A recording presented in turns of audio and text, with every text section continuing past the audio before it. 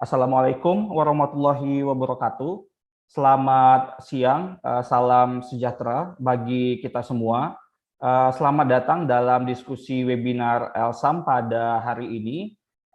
Dan mumpung karena hari ini juga masih dalam suasana peringatan Hari HAM Internasional, saya juga ingin mengucapkan selamat Hari HAM Internasional yang ke-73 bagi kita semua. Dan bertepatan pada suasana peringatan Hari HAM ini, Elsam ingin mengajak teman-teman semua yang hadir di siang hari ini untuk merefleksikan secara kritis tentang bagaimana salah satu kebijakan penting, kebijakan hak asasi manusia penting di Indonesia, yaitu Rencana Aksi Nasional Hak Asasi Manusia, telah memberikan sumbangsih pada pemajuan dan penegakan HAM di Indonesia. Seperti diketahui bahwa selama 4 generasi sejak 1998, Ranham telah mendorong berbagai inisiasi dan langkah-langkah praktis dalam mengadres isu-isu hak asasi manusia di Indonesia. Tahun ini Ranham menandai generasi kelima pelaksanaannya sejak 1998, di mana Perpres nomor 53 tahun 2021 untuk yang mengatur mengenai rencana aksi nasional hak asasi manusia untuk periode 5 tahun ke depan sudah disahkan pada pertengahan tahun lalu pada bulan Juni. Di dalam berbagai penyelenggaraan Ranham yang kita ketahui selama ini, tentu ada plus minus yang kita rasakan, dan juga di kalangan akademisi dan juga teman-teman masyarakat sipil, pelaksanaan Ranham juga menyisakan beberapa tanda tanya besar bagi kita semua. Salah satunya seperti misalnya sudah sejauh apa dampak kebijakan Ranham ini terhadap hak asasi manusia di Indonesia, dan kira-kira apa kritik kita hari ini terhadap Rencana Aksi Nasional Hak Asasi Manusia, dan kira-kira kalau kita ingin merefleksikan agak jauh ke depan, kira-kira apakah Ranham ini akan jadi kebijakan yang masih relevan untuk mungkin 10 atau 20 tahun ke depan di Indonesia, terutama dalam rangka untuk mewujudkan perdamaian dan kesetaraan bagi Indonesia di masa depan, sesuai dengan topik yang atau tema peringatan Hari HAM Internasional pada tahun ini. Nah, untuk mendiskusikan dan merefleksikan itu semua, saya sudah ditemani oleh beberapa narasumber atau pembicara pada siang hari ini. Saya ingin menyampaikan salam dan selamat datang kepada Mbak Litwina Inge Nur Cahyo. Selamat datang Mbak Inge, apa kabar Mbak? Terima kasih Mas Fadli sudah diundang. Selamat siang Bapak Ibu dan kawan-kawan. Apa kabar? Semoga dalam keadaan sehat. Terima kasih. Baik. Kemudian ada di sini hadir juga Mas Manu Manunggal Wardaya yang juga hadir sebagai salah satu panelis kita pada hari ini. Selamat siang Mas Manu. Selamat siang Mas Fadil, dan selamat siang juga untuk semua yang datang di siang hari ini di YouTube-nya Elsam maupun di Zoom. Baik. Ada 2 orang lagi narasumber yang sedang kita tunggu pada hari ini, Bang Masjida El Muhtaj dari Universitas Negeri Medan dan Askar Ahsinin dari Elsam yang akan turut bergabung pada kesempatan siang hari ini. Nanti saya akan memberikan kesempatan kepada narasumber untuk memberikan paparannya selama ya mungkin kurang lebih 15 sampai 20 menit, lalu akan dilanjutkan dengan sesi tanya jawab. Dan bagi Bapak Ibu, teman-teman yang hadir dalam diskusi pada hari ini bisa menyampaikan pertanyaannya melalui tombol Q&A di ruang Zoom, atau menuliskan pertanyaannya di chat box bagi teman-teman yang menyaksikan langsung melalui YouTube Elsam. Sambil menunggu narasumber yang lain, mungkin tanpa berlama-lama lagi, saya akan langsung memberikan floor kepada para pembicara. Untuk itu mungkin saya akan minta pertama kali sesuai dengan urutan poster ya, karena di nomor 1 ada Mbak Inge nih. Mungkin Mbak Inge bisa menyampaikan pandangannya. Jadi Mbak Inge ini merupakan pengajar di Fakultas Hukum Universitas Indonesia dan saat ini menjabat sebagai manajer pengabdian masyarakat di FHUI. Dan kajian-kajian Mbak Inge berpusat pada operasionalisasi metode penelitian sosiolegal, terutama etnografi pada hukum, terutama yang berkaitan dengan interseksi antara hukum dan perempuan.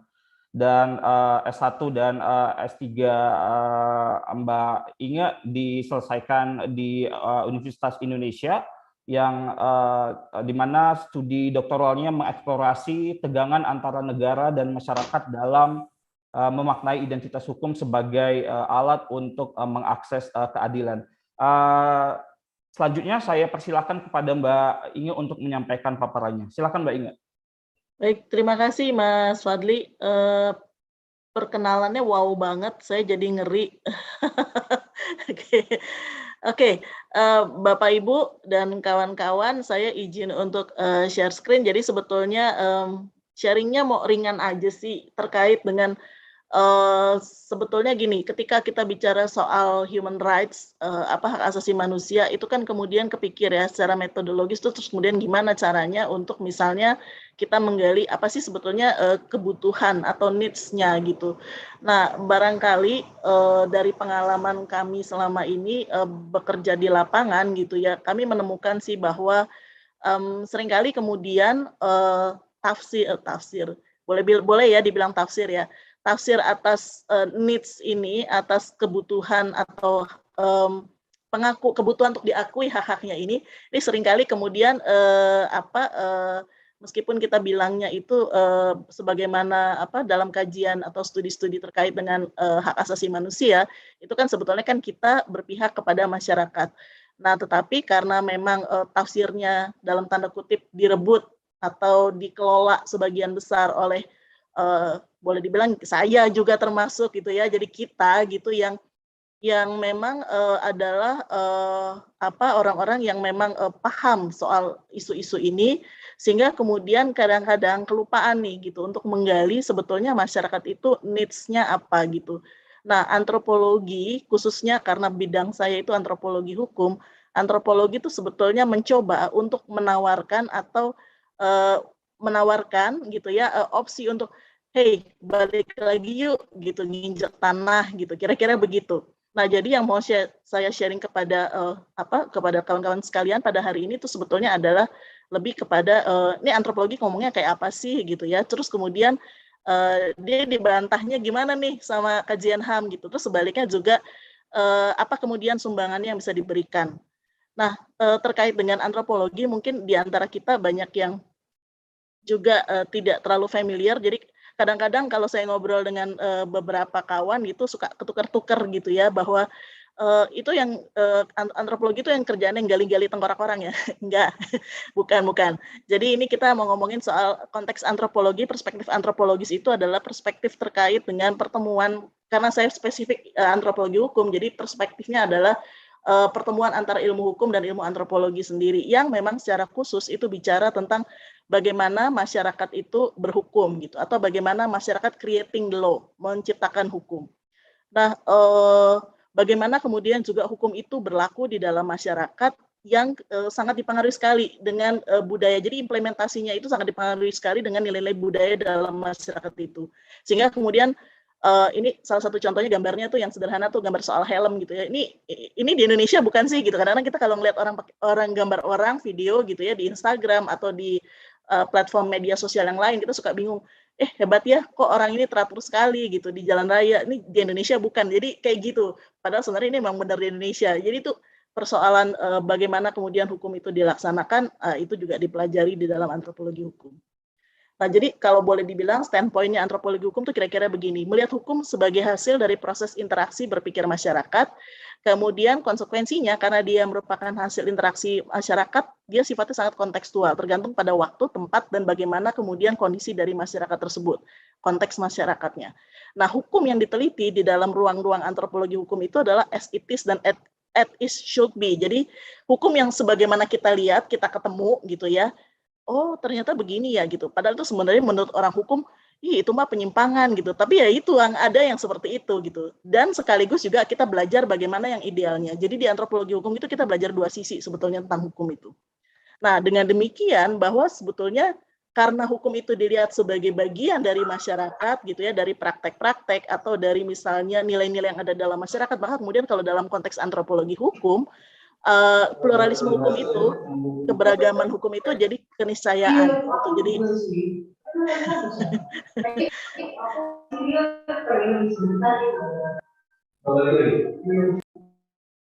oke. Jadi dianggap sebagai satu hal keniscayaan. Jadi ya emang adanya begitu gitu, mau diapain lagi gitu ya. Nah, kemudian juga standpoint-nya antropologi hukum juga adalah secara individual orang itu dapat berkembang kalau kebudayaan dan masyarakatnya itu diakui haknya dan diberi kesempatan. Nah, meskipun sebetulnya hak dari orang tersebut dan dari masyarakat itu juga akan berpotongan dengan hak masyarakat lainnya. Jadi dalam hal ini memang menjadi perhatian sebetulnya juga dari kajian hak asasi manusia. Jadi memang ada perpotongannya nih. Nah, kemudian juga antropologi hukum juga memandang bahwa manusia itu sebenarnya dapat hidup bebas, tapi dalam masyarakat yang mengakui tradisi dan menghargai kebebasan mempraktekkan tradisi tersebut gitu ya. Di mana hal ini bisa bertentangan dengan prinsip atau tradisi dari masyarakat atau individu lain menurut kajian hak asasi manusia. Karena kalau di dalam antropologi itu justru penghargaan sepenuhnya gitu terhadap masyarakat gitu ya, terhadap kebudayaan. Which is kalau di dalam HAM kan ya individunya ditaruh di mana gitu, seperti itu pertanyaannya. Kemudian bicara soal manusia dalam konteks bagian dari masyarakat dan kebudayaannya. Jadi kalau ngomongin manusia, ngomongin saya, ngomongin Mas Fadli gitu ya, itu nggak pernah bisa lepas dari Mas Fadli itu siapa di dalam masyarakatnya gitu. Sama seperti kayak tadi Mas Fadli memperkenalkan saya gitu. Padahal kan bisa aja bilang Mbak Inga gitu, udah selesai gitu. Tapi ini Mbak Inga loh dari mana? Dari FAWI misalnya seperti itu. Oke.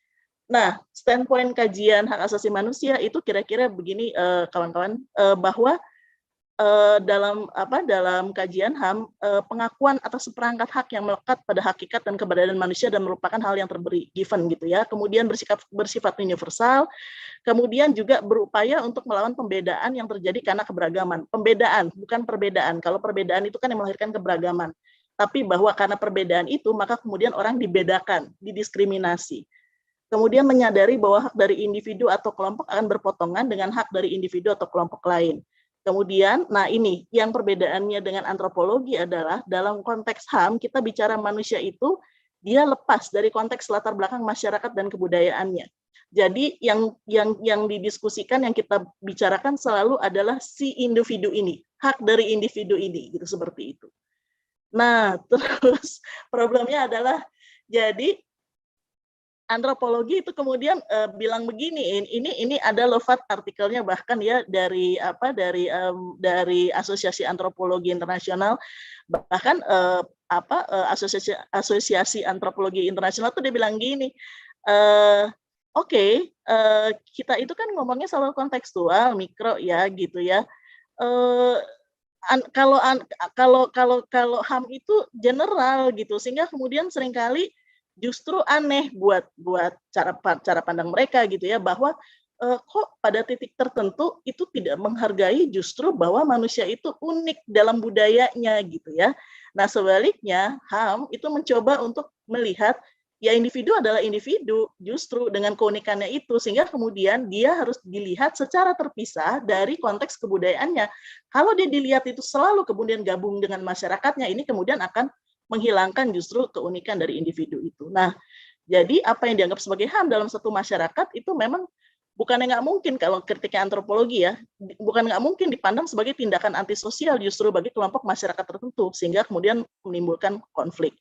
Nah, ini yang juga akhirnya nanti akan berdampak juga pada bagaimana kemudian otoritas power, kekuasaan itu dikelola di dalam masyarakat itu gitu ya. Jadi kalau di dalam antropologi ya emang udah begitu jalannya budayanya gitu kan, bahwa ada sekelompok orang yang diberi kekuasaan, otoritas untuk kemudian mengelola gitu ya masyarakat tersebut gitu ya, mengelola interaksi antar anggota masyarakat. Lah sebaliknya kan kalau di dalam HAM kan justru kelompok masyarakat yang dianggap memiliki otoritas ini harus terus-menerus dipertanyakan, harus terus-menerus di-challenge gitu. Jangan sampai kemudian mereka akhirnya mempergunakan kekuasaannya secara sewenang-wenang. Nah, sedangkan kritik dari studi hukum dan HAM terhadap antropologi sendiri adalah banyak banget nih kritiknya nih ya. Jadi antropologi itu kan dia mainnya di bahwa dia menghargai kebudayaan dari tiap masyarakat. Ini kan jadi relativisme kebudayaan. Bukan nggak mungkin loh bahwa yang namanya kebudayaan itu nggak selalu budi dan daya, nggak selalu kemudian bagus gitu ya. Bahwa ada juga pada masyarakat-masyarakat tertentu justru memelihara misalnya kebudayaan yang merugikan perempuan, mengeksploitasi anak. Kita baru aja heboh gitu dengan fakta bahwa ternyata sekolah-sekolah yang diselenggarakan secara tradisional itu ternyata mengeksploitasi anak dan perempuan. Nah, kemudian juga hak asasi manusia itu sifatnya sebetulnya adalah melekat pada diri setiap orang. Dengan demikian sebetulnya pengakuannya harus bersifat general. Nggak bisa kita misalnya memilah-milah dengan konteks kebudayaan, konteks masyarakat, ada kategorisasi dan sebagainya. Padahal kalau antropologi justru mengakui adanya kelas dan sebagainya. Ini yang dilawan oleh teman-teman di kajian HAM. Kemudian juga apa yang dikritik itu adalah respek terhadap keberagaman. Ini kan sulit untuk diukur gitu ya kalau secara mikro gitu. Terus bikin kebijakannya seperti apa gitu. Kemudian juga ini justru akan melahirkan misalnya pengabaian atau perlakuan berbeda, diskriminasi. Nah, terus yang terakhir tuh kritiknya yang sebetulnya juga cukup signifikan adalah antropologi ini kan memperhatikan hal kecil dan detail ya gitu. Terus kemudian nanti kalau bikin kebijakan yang general gimana gitu. Padahal kan kalau biasanya kebijakan HAM gitu ya, itu kemudian dibuatnya itu kan sedapat mungkin justru tidak memberikan pembedaan. Sedikit pembedaan itu dianggap sebagai diskriminasi gitu. Padahal sebenarnya sih bisa aja itu adalah afirmasi. Nah, diskusi antara antropologi secara umum maupun antropologi hukum dengan HAM itu adalah selalu nih ya kalau boleh diibaratkan kayak orang tarik tambang itu antara cultural rights sama individual rights. Jadi hak kebudayaan dengan hak individu, terus kemudian mikro versus makro, kemudian relativitas kebudayaan versus perlindungan atas hak asasi manusia sebagai individu sepenuhnya. Kemudian yang satu kontekstual, kenapa? Karena itu tadi mikro, yang satu lagi ngomongnya general dong, orang semua manusia sama gitu kan.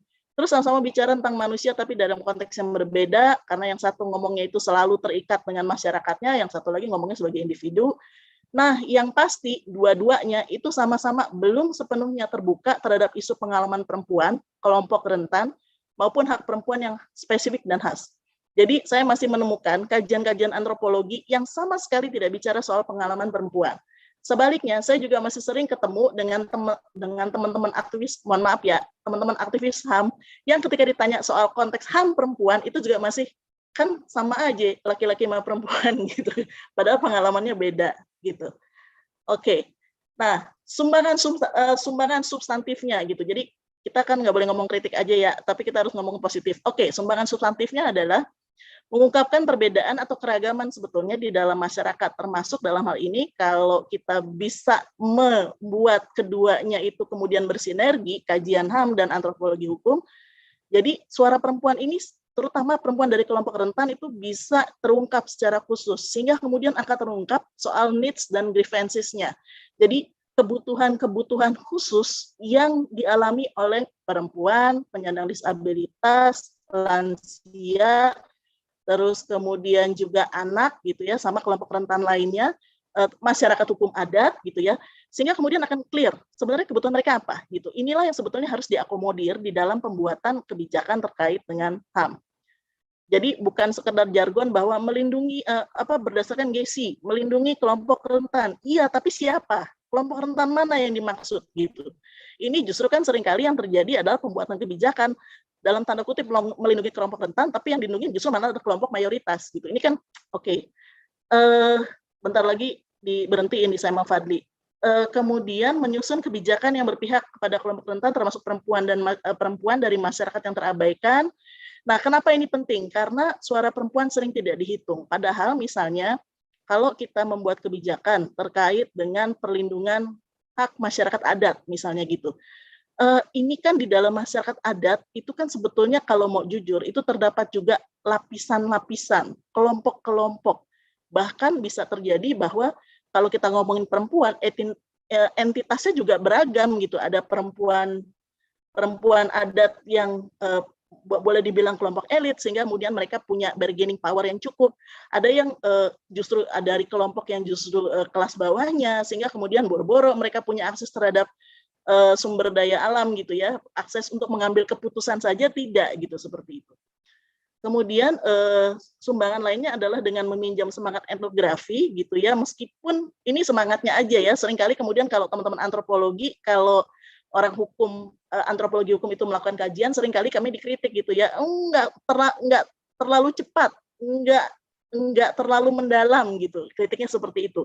Tapi meminjam semangat etnografi, maka kemudian sebetulnya kita bisa menghasilkan kajian-kajian terkait dengan masyarakat kelompok rentan yang lebih mendalam, kemudian detail gitu ya, dan kayak tadi saya bilang di awal, benar-benar menghadirkan needs-nya apa, grievances-nya apa.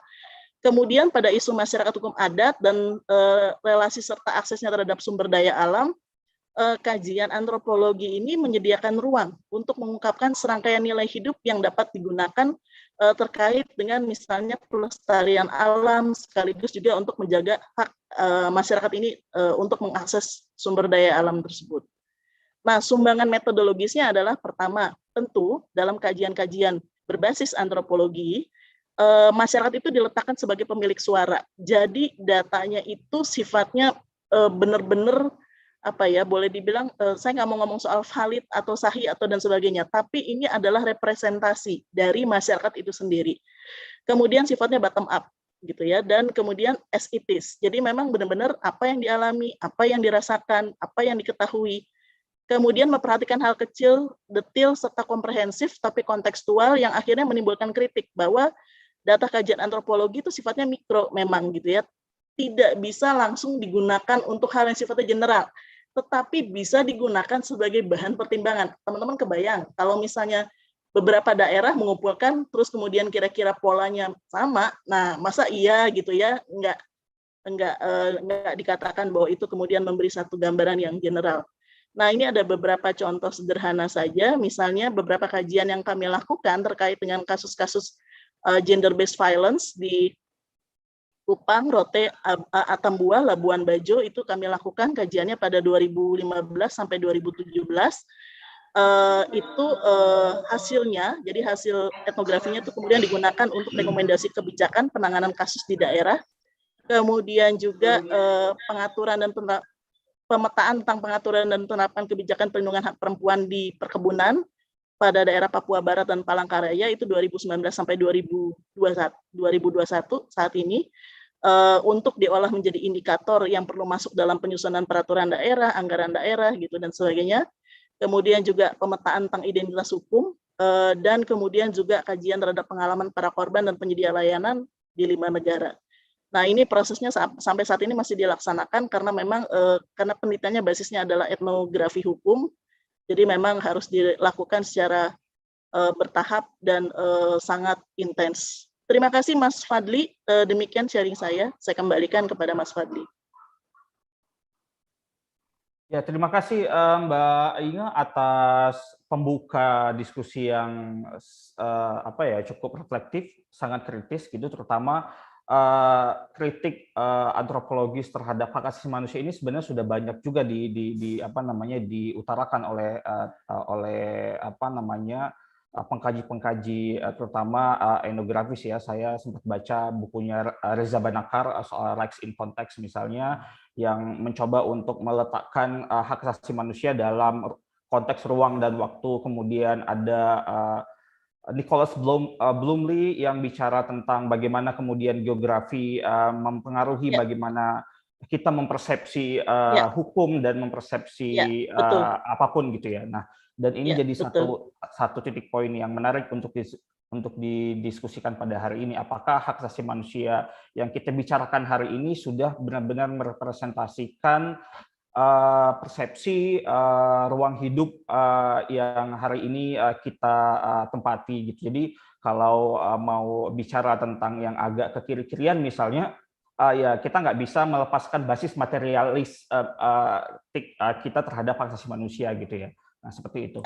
Nah, Terima kasih Mbak Inge atas pembuka yang sangat kritis dan reflektif pada siang hari ini. Selanjutnya saya ingin melanjutkan diskusi kepada Bang Majda El Muhtaj yang juga dalam beberapa tahun terakhir sangat fokus kajian-kajiannya, terutama saat ini ya, studi doktoral Bang Majda saat ini juga mengkaji bagaimana kebijakan Ranham di Indonesia bertransformasi sejak generasi pertama sampai generasi kelima pada hari ini. Bang Majda merupakan pengajar di Fakultas Ilmu Sosial Universitas Negeri Medan dan sudah menulis beberapa tulisan dan buku di tahun 2005, misalnya ada tulisan Hak Asasi Manusia dalam Konstitusi Indonesia. Nah, sangat menarik nanti bagaimana kemudian Bang Majda menempatkan refleksinya terhadap kebijakan Ranham selama 4 dan 5 generasi pada kurun waktu lebih dari 20 tahun pada hari ini. Silakan Bang Majda paparan.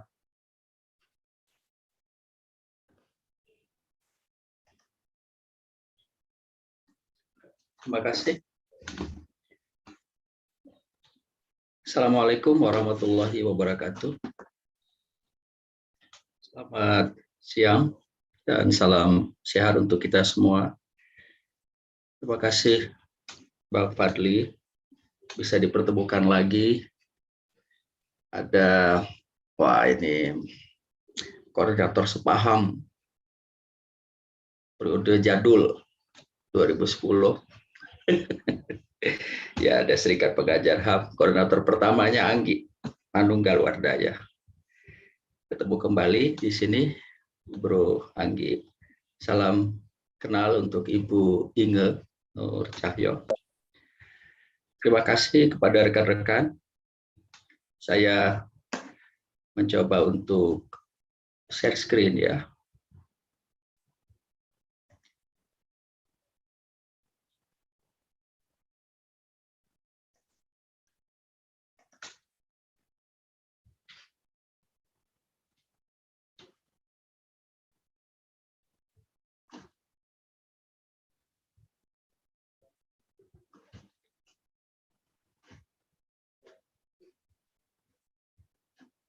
Masih dalam proses ini.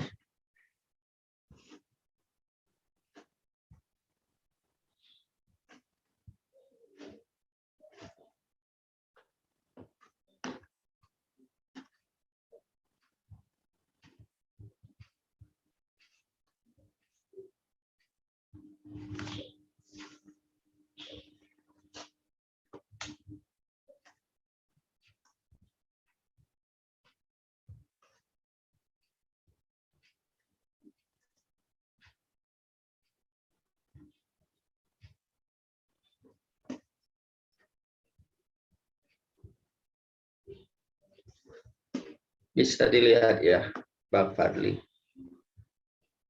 Sudah, Bang Majda, mungkin bisa dilanjutkan. Baik, terima kasih. Selamat Hari HAM untuk kita semua. 10 Desember, walaupun sudah lewat, tapi saya kira ini momentum yang cukup penting untuk kita semua melakukan refleksi. Apalagi bagi salah satu kebijakan nasional yang sampai sekarang masih diteruskan. Dan saya memberikan beberapa catatan, termasuk rekomendasi dalam kesempatan ini. Saya ingin mengulang supaya kita punya pandangan yang lebih utuh tentang Ranham, satu nomenklatur yang dimiliki Indonesia untuk menyebutkan Rencana Aksi Nasional Hak Asasi Manusia Indonesia. Pada tahun 1993, tepatnya 25 tahun setelah konferensi HAM sedunia pertama di Tehran, Iran, 1968, dan Indonesia hadir di forum itu, adalah satu keinginan bulat seluruh elemen masyarakat internasional untuk mengimplementasikan standar internasional yang bisa diyakini memperkuat kemartabatan manusia, yakni Deklarasi Universal HAM 10 Desember 1948. Momentum konferensi HAM yang kedua di Wien, Austria ini, dan Indonesia juga hadir di forum ini, bahkan sebelum hadirnya pemerintah Orde Baru membentuk Komnas HAM melalui keputusan Presiden Soeharto. Artinya secara kelembagaan atau institusi, bukan saja pemerintah, tapi juga hadir mewakili NHRI, yakni Komnas HAM. Dan dihasilkan satu deklarasi yang di dalamnya berisi program-program aksi. Dan ada banyak komentar pakar yang cukup mencerminkan bagaimana konferensi ini bisa melahirkan dokumen HAM internasional yang sangat penting. Untuk rencana aksi nasional HAM dalam istilah Indonesia itu dimuat hanya dalam satu paragraf, yakni paragraf 71 pada bagian 2 yang menghendaki atau merekomendasikan atau konferensi HAM sedunia ini merekomendasikan kepada setiap negara untuk menyusun rencana aksi nasionalnya yang bisa menjadi langkah untuk mengidentifikasi, dan dengan itu diharapkan negara akan mengimprovisasi atau meningkatkan promosi dan proteksi hak asasi manusia. Vienna Declaration and Program of Action atau PDPA 1993 ini kemudian diikuti lahirnya satu handbook dari Komisioner Tinggi HAM PBB, dan salah satu perancangnya adalah Bapak Bill Barker dari Australia. Handbook tentang National Human Rights Plan of Action, kira-kira begitu kalau dalam penamaan bahasa Inggrisnya, juga menekankan bahwa tidak ada satu model yang tunggal yang bisa dipakai untuk semua konsep atau perencanaan nasional itu. Dan kemudian nanti kita bisa lihat, saya akan bandingkan beberapa negara. Inilah yang kemudian menjadi strategi nasional di banyak negara. Dan penamaannya, nomenklaturnya juga cukup beragam. Ada NHRP, National Human Rights Program. Ada NHRPA, National Human Rights Plan of Action. Ada National Human Rights Action Plans. Ada National Action Plan on Human Rights. Dan Indonesia menggunakan istilah RANHAM, Rencana Aksi Nasional Hak Asasi Manusia. Dalam perkembangan praktiknya, kita melihat perkembangan Eropa cukup menarik untuk bisa melihat bagaimana studi kawasan terkait dengan kelembagaan RANHAM ini cukup lebih maju Eropa ketimbang kawasan Amerika dan kawasan Afrika, berikut juga kawasan Asia Tenggara. Misalnya satu agen di Council of Europe berkaitan dengan fundamental rights terbitan 2019 juga menekankan bahwa tidak ada model standar yang baku tentang rencana aksi nasional itu, dan akibatnya ini bisa melahirkan banyak rencana dan berikut juga konsekuensinya struktur yang beragam. Dan perlu diketahui negara Latvia adalah negara mewakili Eropa pertama yang punya RANHAM tahun 1995. Tapi catatannya setelah itu Latvia tidak punya lagi, padahal ini sudah daluarsa atau sudah tidak berlaku lagi. Nah, saya ingin juga melihatkan kepada kita tentang bagaimana praktik di banyak negara tentang RANHAM. Perkembangan Eropa yang menurut saya relatif maju karena pada perkembangan berikutnya National Human Rights Action Plans yang dibangun oleh Latvia ini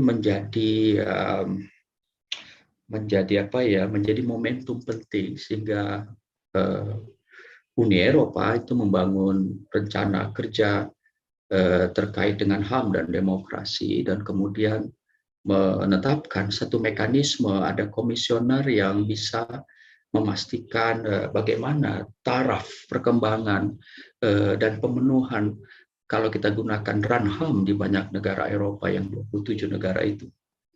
Dan itu langsung diberikan mandat oleh Council of Europe dengan mekanisme untuk mengunjungi negara-negara itu. Dan kita bisa melihat di websitenya Council of Europe.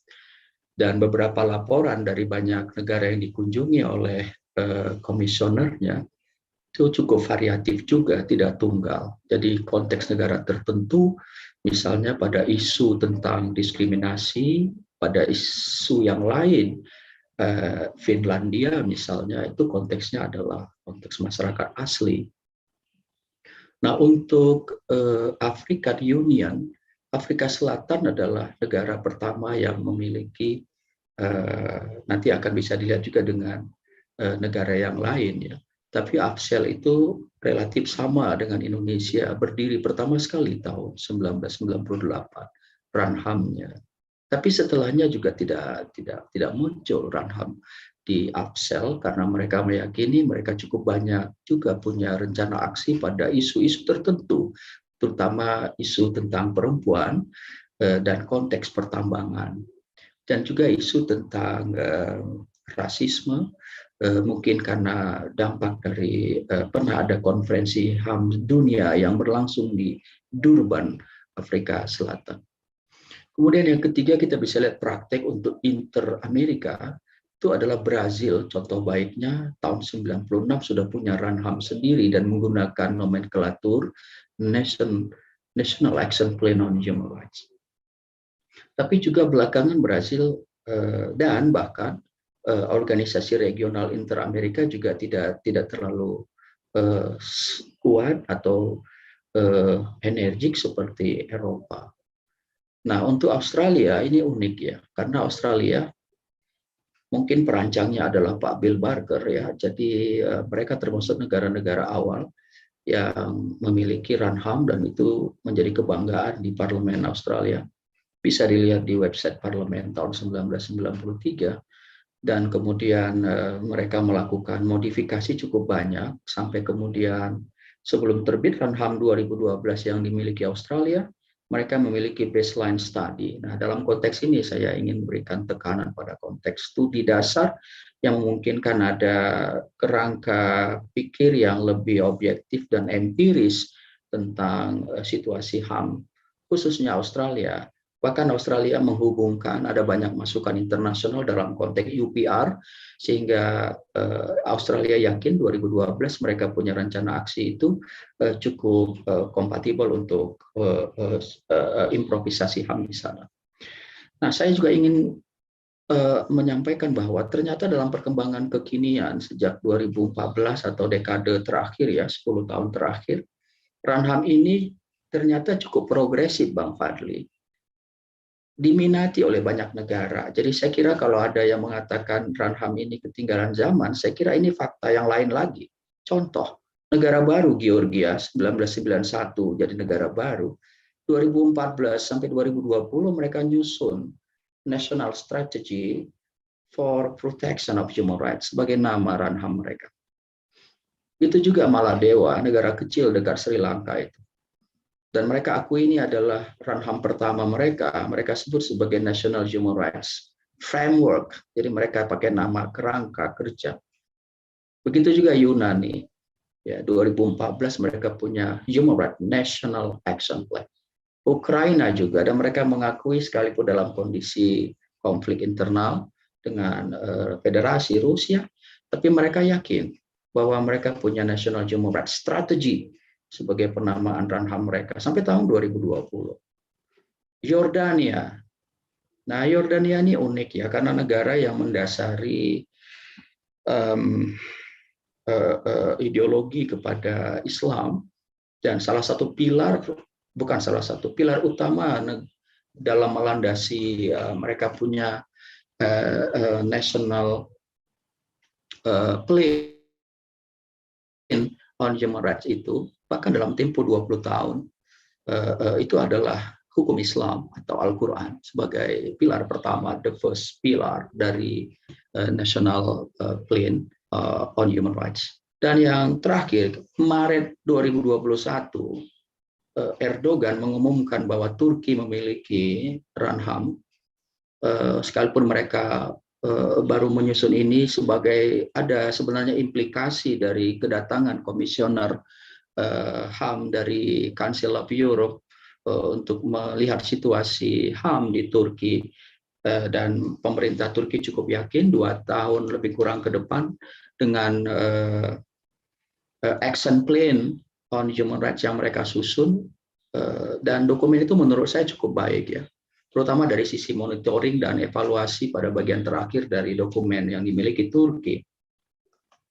Nah, kalau kita ingin bandingkan dalam konteks refleksi hari ini, Bang Fadli, saya kira konteks refleksi adalah pertama penting melakukan identifikasi terkait problematika yang kita alami atau yang kita hadapi.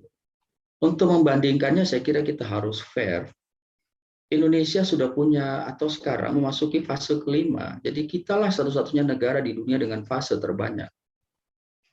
Dan kalau kita mau bandingkan, saya kira saya menawarkan 3 negara di atas Indonesia ini, Finland, Moldova, dan Australia, yang mereka sudah memiliki lebih dari 1 fase untuk bisa kita sebut untuk melihat sisi persamaan dan perbedaan dari Ranham beberapa negara ini, karena negara yang lain memang saya masih ada yang baru pertama sekali.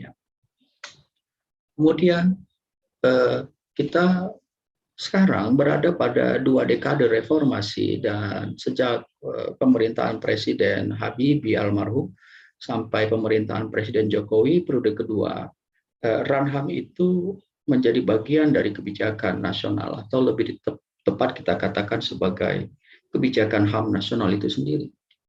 2 dekade Ranham, atau bahkan lebih dari 20 tahun, dari tahun 1998. Nah, Ranham kita mengalami konseptualisasi, atau ini yang disebut dengan konseptualisasi hak asasi manusia ke dalam bingkai nasional, dan bahkan melahirkan institusi baru yang kita sebut dengan panitia Ranham itu. Bahkan pada konteks kekinian, Kementerian Hukum dan HAM juga membentuk satu mekanisme bernama pelayanan komunikasi masyarakat. Ini juga menarik, apalagi mereka melibatkan kelembagaan di internal mereka untuk menerima pengaduan, bahkan mekanismenya bisa pengaduan yang dikomunikasikan atau tidak dikomunikasikan oleh masyarakat. Nah, pada konteks ini saya kira pertanyaannya adalah, karena ini terkait juga dengan problematikanya, apakah Ranham sudah mampu mengidentifikasi kesenjangan normativitas dari konseptualisasi dan institusionalisasi itu dalam konteks real di masyarakat? Apa yang disampaikan oleh Ibu Inge, saya kira itu yang menjadi tantangan Ranham pada 5 fase berjalan ini. Apalagi pada konteks yang kekinian, pada fase kelima, Ibu Inge, kelompok rentan perempuan itu memang disebutkan sebagai segmen yang sangat penting bersama dengan 3 kelompok rentan lain, anak-anak, penyandang disabilitas, dan masyarakat adat. Kemudian yang kedua, nah ini saya selalu mengatakan bahwa Bappenas harus kita advokasi untuk menyusun dan ya mungkin menyusun ulang kalimat yang paling pas. Bagaimana kebijakan perencanaan pembangunan melalui Undang-Undang 25 tahun 2004 terkait dengan sistem pembangunan nasional itu harus direvisi untuk memastikan terinkorporasi pendekatan pembangunan berbasis HAM dalam perencanaan pembangunan nasional.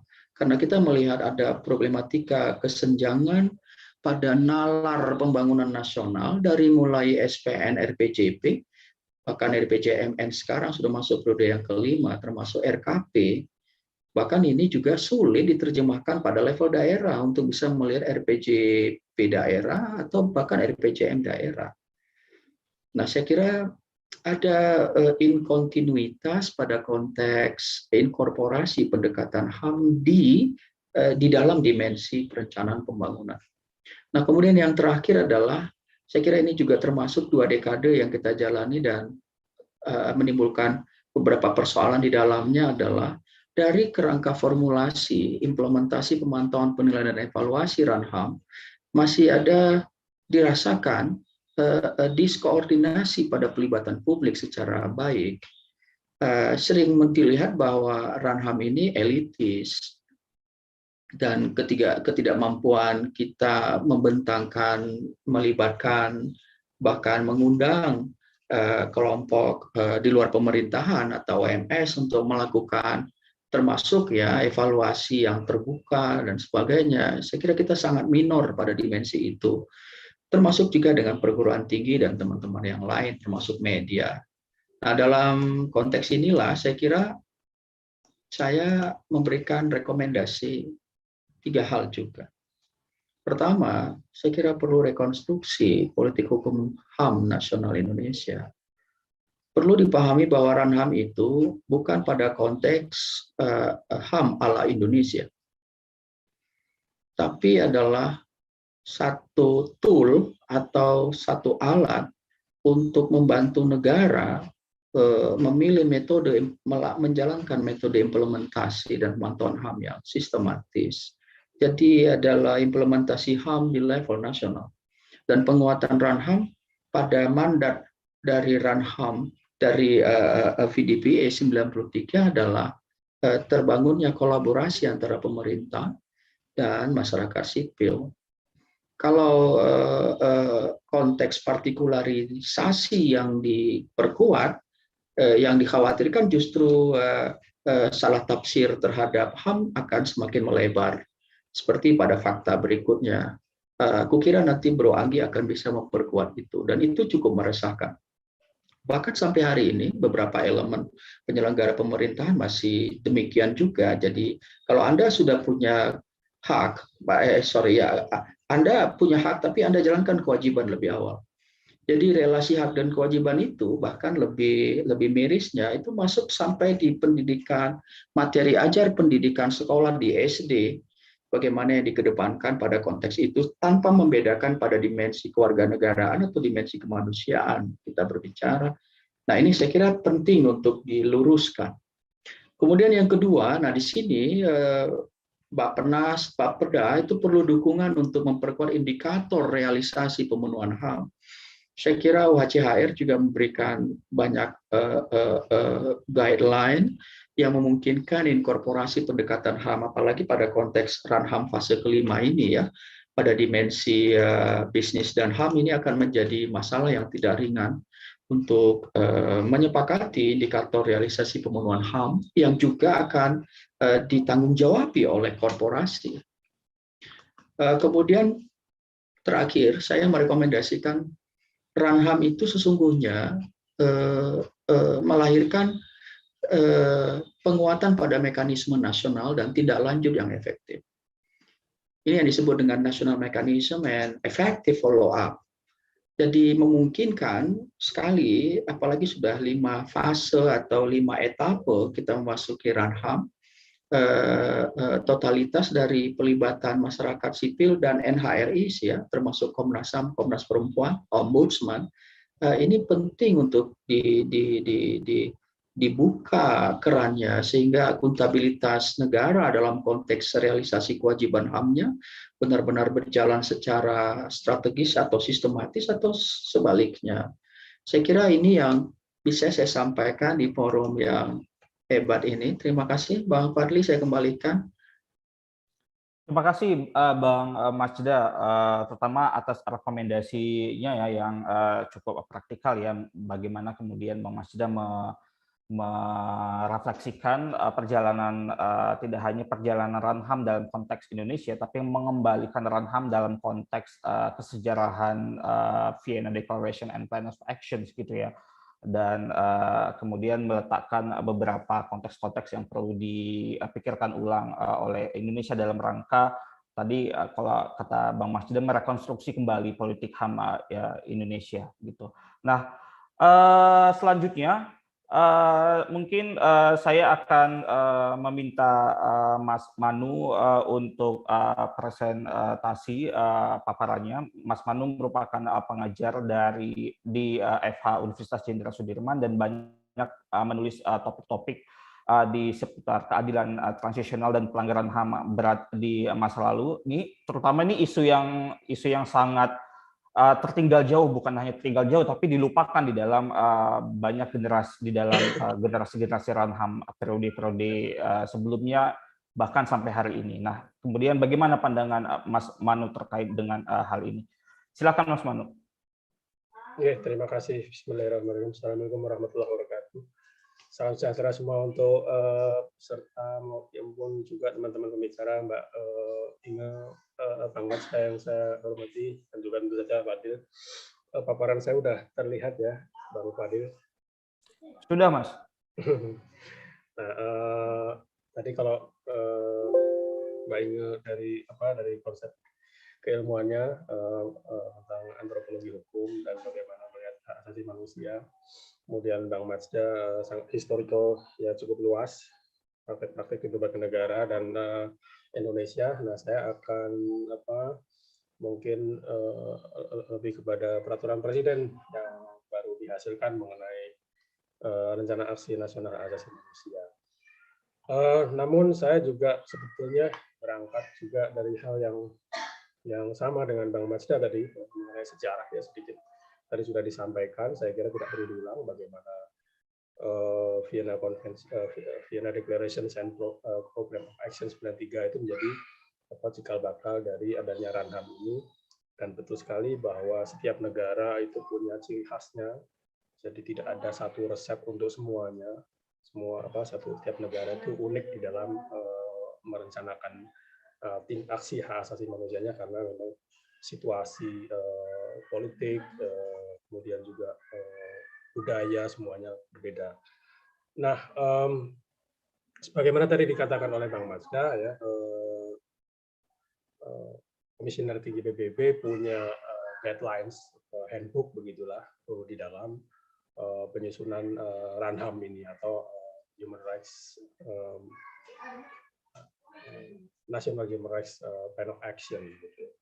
Nah, ini kira-kira yang seperti ini di dalam handbooknya, dari preparatory atau persiapan, kemudian fase pembangunan lah katanya, developmental phase, implementation phase, kemudian monitoring, dan kemudian yang terakhir adalah review.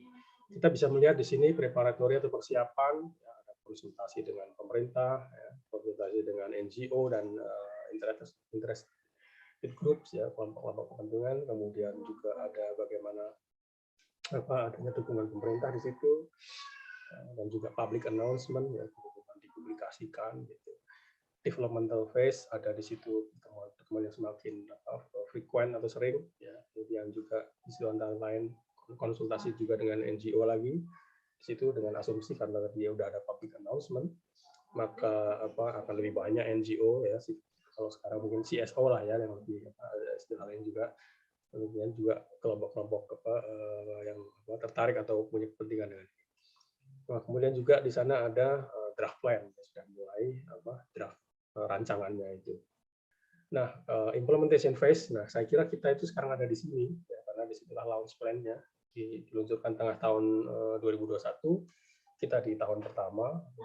Kemudian di sini juga ada berbagai item di situ, tapi kita lihat di situ ada media and dissemination strategy, ya. Ada strategi bagaimana media mendiseminasikan ini RAN-HAM sehingga publik secara luas lebih mengerti, memahami adanya RAN-HAM ini, bagaimana bekerja sama dengan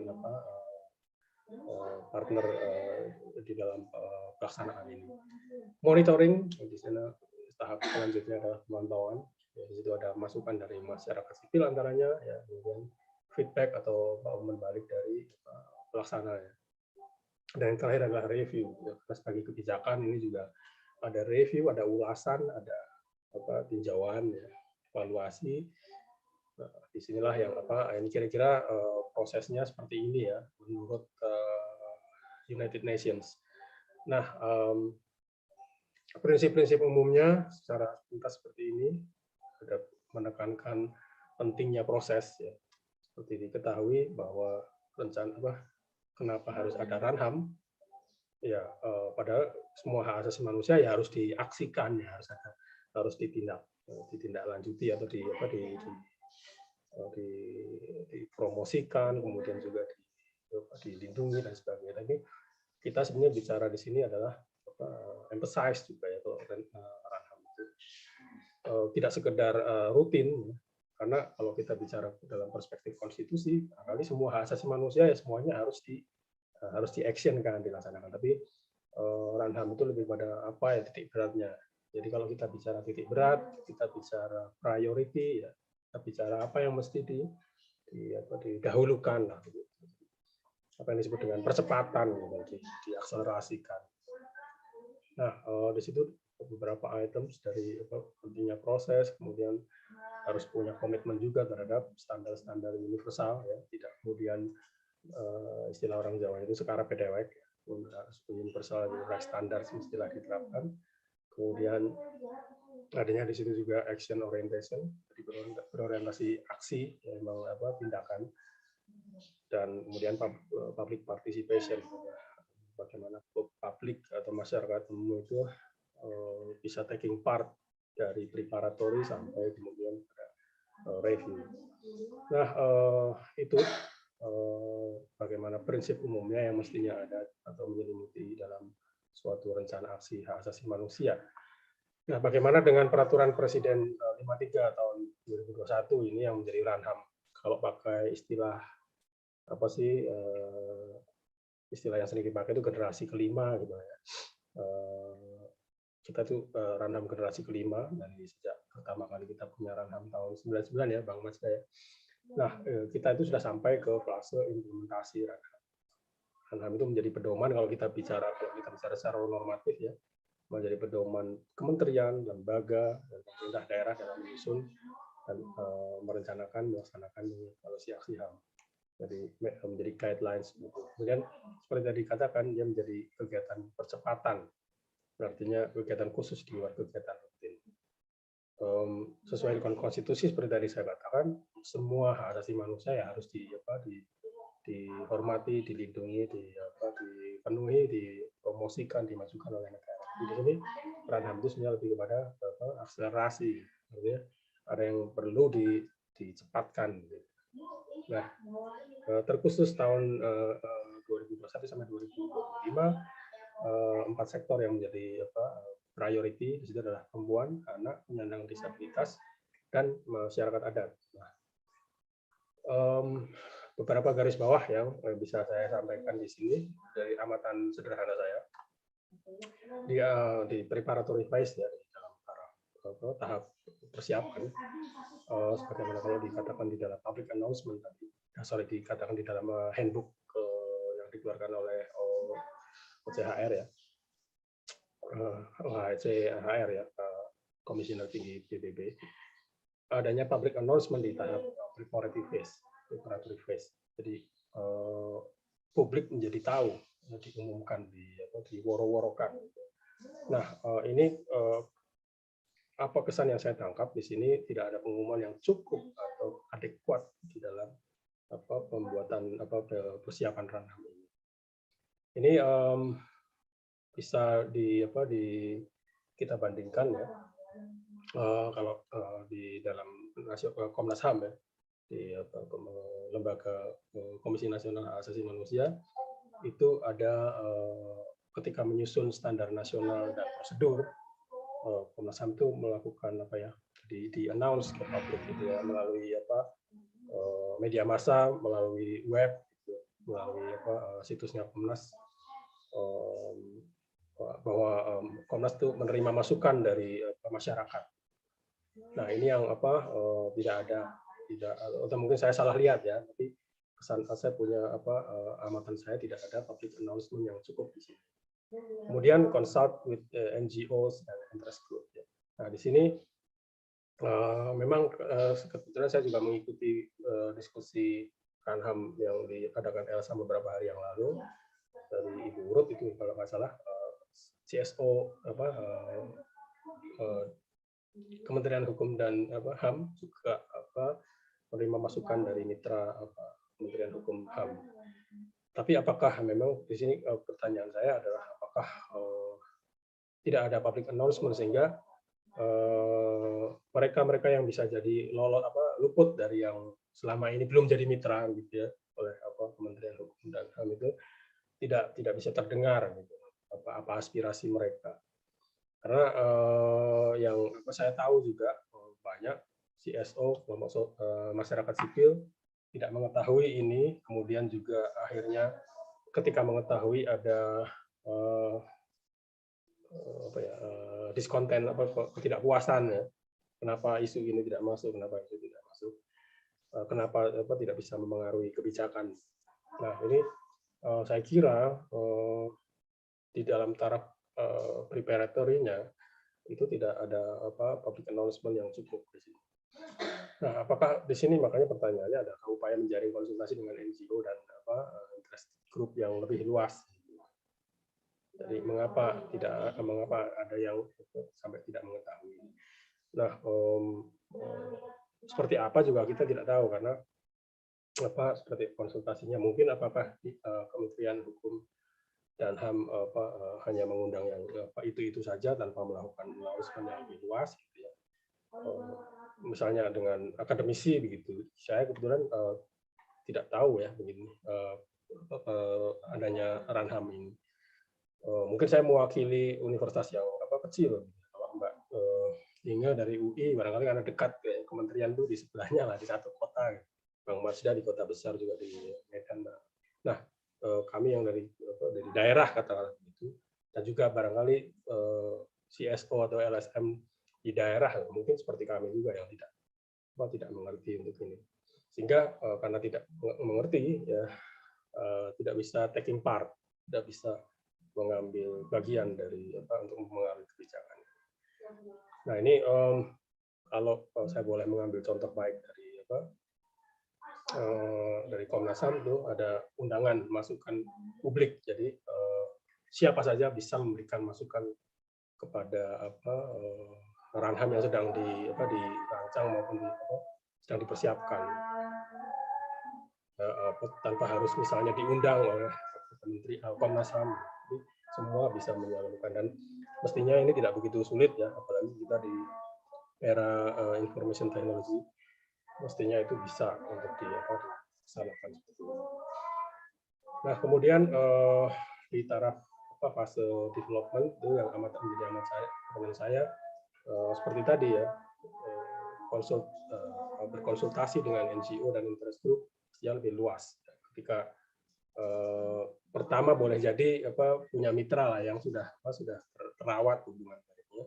Tapi ketika sudah di announce ya, nanti di tahap development itu keterlibatan publik mestinya lebih luas hasilnya.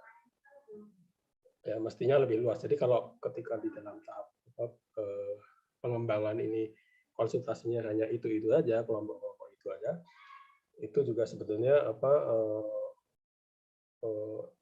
elemen partisipasinya juga perlu dipertanyakan juga.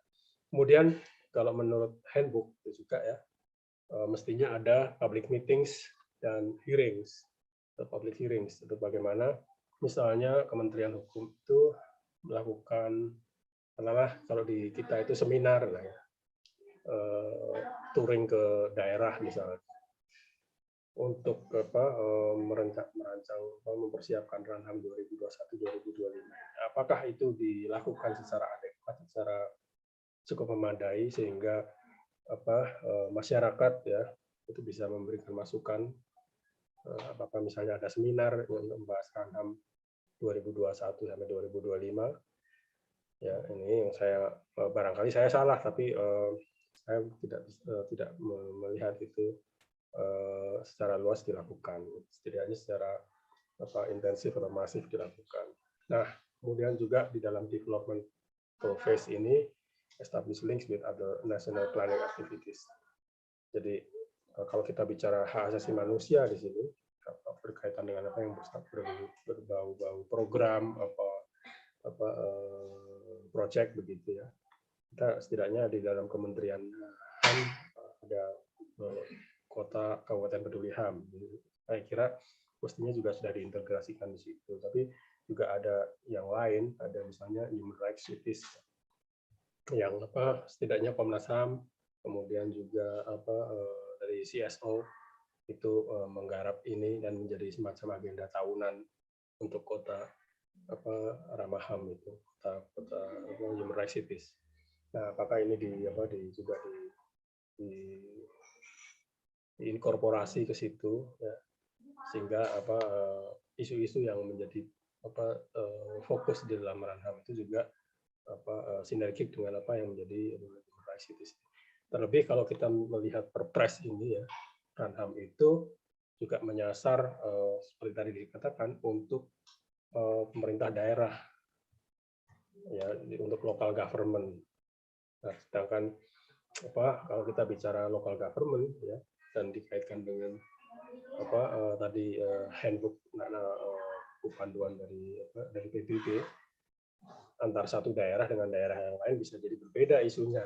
Mungkin seperti tadi meminjam dari Mbak Ingo, ya, persoalannya orang itu beragam, various.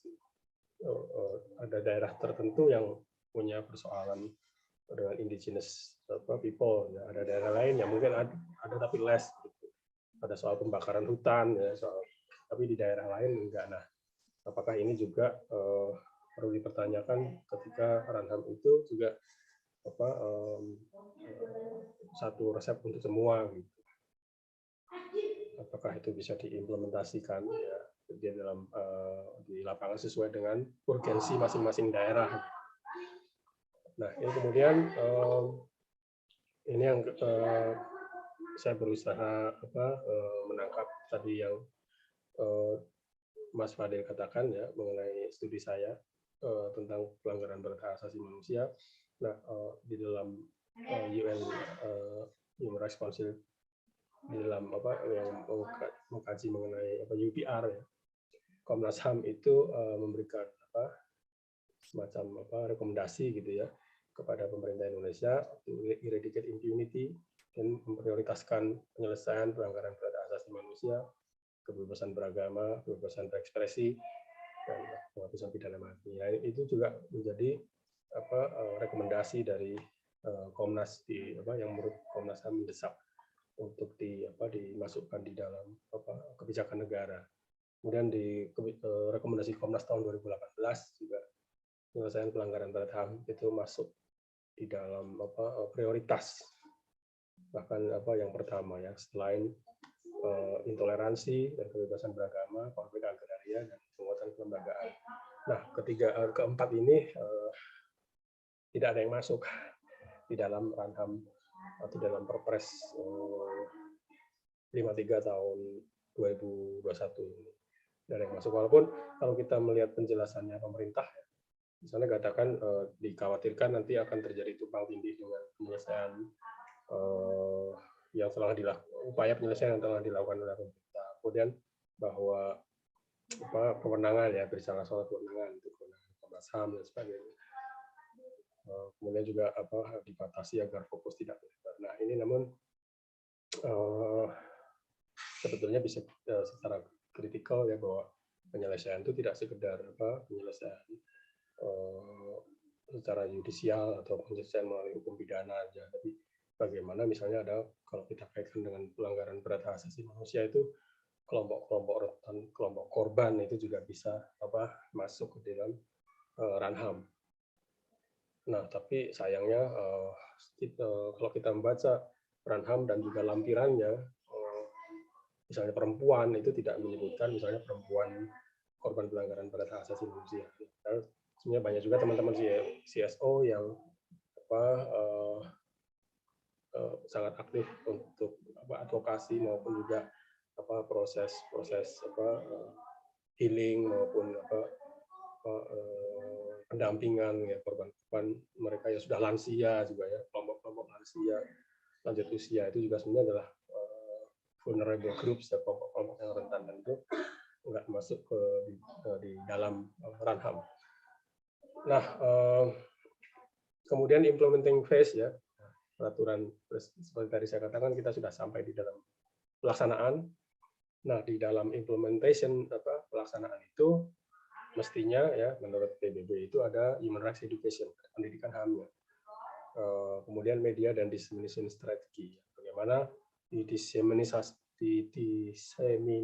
kan ya, disebarluaskan lah kira-kira gitu, dibikin supaya banyak orang tahu ya melalui media. Kalau kita bicara media hari ini kan beragam, dari yang konvensional sampai media sosial dan sebagainya. Tapi persoalannya adalah kalau kita melihat di dalam HAM di pasal 5 itu tidak ada tugas untuk melakukan itu, pendidikan asasi manusia. Misalnya katakanlah sekarang yang menjadi sasaran isunya adalah perempuan, anak, kemudian penyandang disabilitas, dan juga terakhir itu aku lupa. Ya, nah itu tapi mestinya ada pendidikan soal itu. Tapi apakah yang terakhir adalah masyarakat adat ya. Tapi apakah ada kemudian human rights education soal isu-isu itu, kemudian bagaimana diseminasikan kepada masyarakat. Kita kalau melihat pendekatan apa yang kita lihat di dalam Perpres, nggak ada tugas panitia Ranham itu untuk melakukan pendidikan dan diseminasi itu. Nah, sehingga asumsi saya ya, asumsi mungkin salah, tapi bisa jadi ya tidak akan ada education soal itu dan tidak akan ada diseminasi soal itu. Ini persoalan di taraf atau fase atau tahap implementasi ya. Jadi kita, kalau saya ya melihat dari instrumen Perpres itu, pasal di dalamnya ya tidak akan berharap banyak karena emang nggak ada yang ditugasi untuk itu gitu. Panitia Ranhamnya nggak punya tugas soal itu.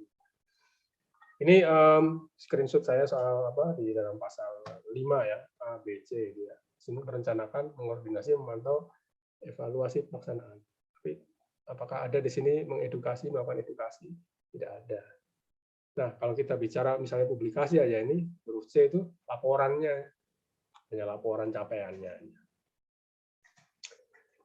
Ya, jadi pelaksanaannya itu di dalam publikasi, di dalam arti dalam preparatory aja nggak ada. Kita bicara itu. Nah, kemudian tapi terlepas dari semua kritik itu, mungkin kita bisa melihat celahnya ya di dalam pasal 3 ayat 3 Perpres 53/2021, kelompok sasaran di sana dinyatakan kelompok sasaran itu dapat ditinjau kembali secara berkala terus waktu-waktu sesuai evaluasi maupun sesuai kebijakan pemerintah.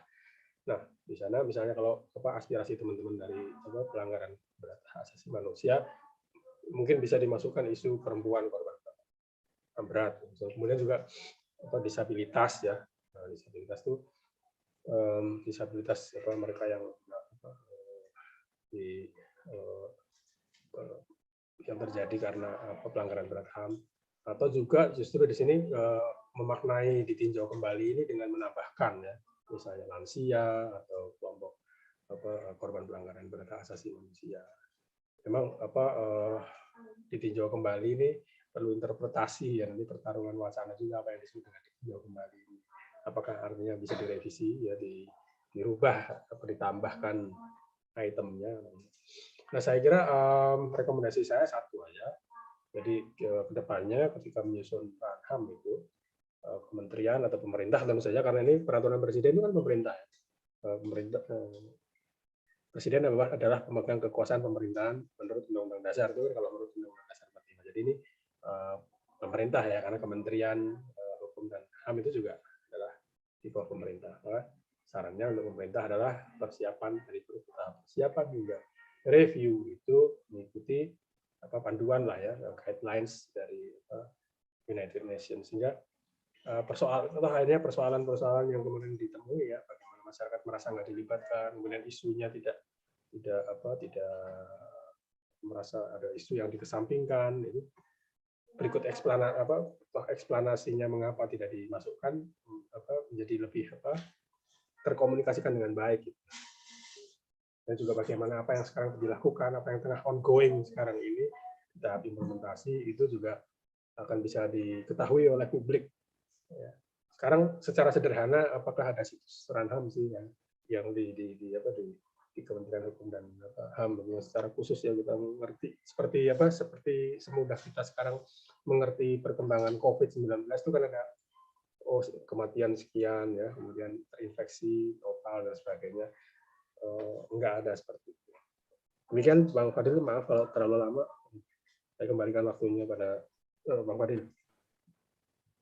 Ya, terima kasih Mas Manu. Terutama pengingatnya ya tentang bahwa sebenarnya proses penyusunan Ranham ini sudah ada buku panduannya, UN Handbook on National Human Rights Action Plan-nya, dan alangkah baiknya pemerintah kemudian melihat kembali gitu handbook tersebut untuk memastikan bahwa proses penyusunan Ranham ini sudah tidak hanya substantif tapi juga partisipatif gitu ya, melibatkan semua pihak. Nah, terakhir mungkin saya ingin meminta Mas Askar Ahsinin untuk memaparkan pandangannya. Mas Askar adalah manajer riset Elsam, dan di Elsam terlibat di dalam beberapa kajian dan topik penelitian terutama yang berkaitan dengan isu-isu bisnis dan hak asasi manusia. Nah, mungkin Mas Askar bisa memperkaya refleksi kita pada hari ini di aspek tersebut, salah satunya mungkin. Silakan Mas Askar. Ya, terima kasih Mas Fadli. Saya minta izin mematikan video ya. Internet nggak terlalu stabil nih Mas Fadli. Dan kalau boleh Mas Fadli yang membagi presentasi saya. Terima kasih Mas Fadli. Oke, baik Mas, sebentar.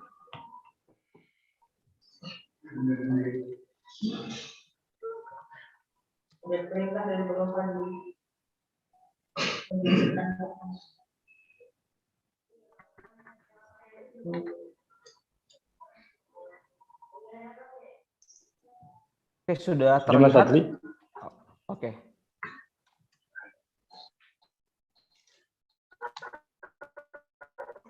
Sudah, silakan Mas Askar. Semoga terlihat ya share screen.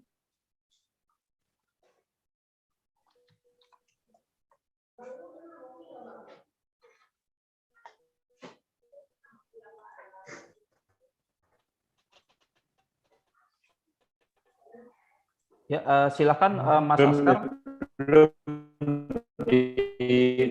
Belum terlihat di tempatku ini. Belum kelihatan ya?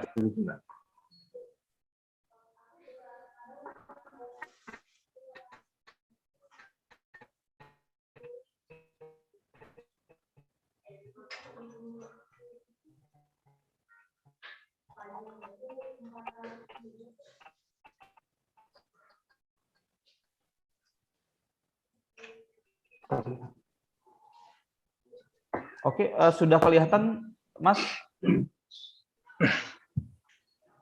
Ya, terima kasih.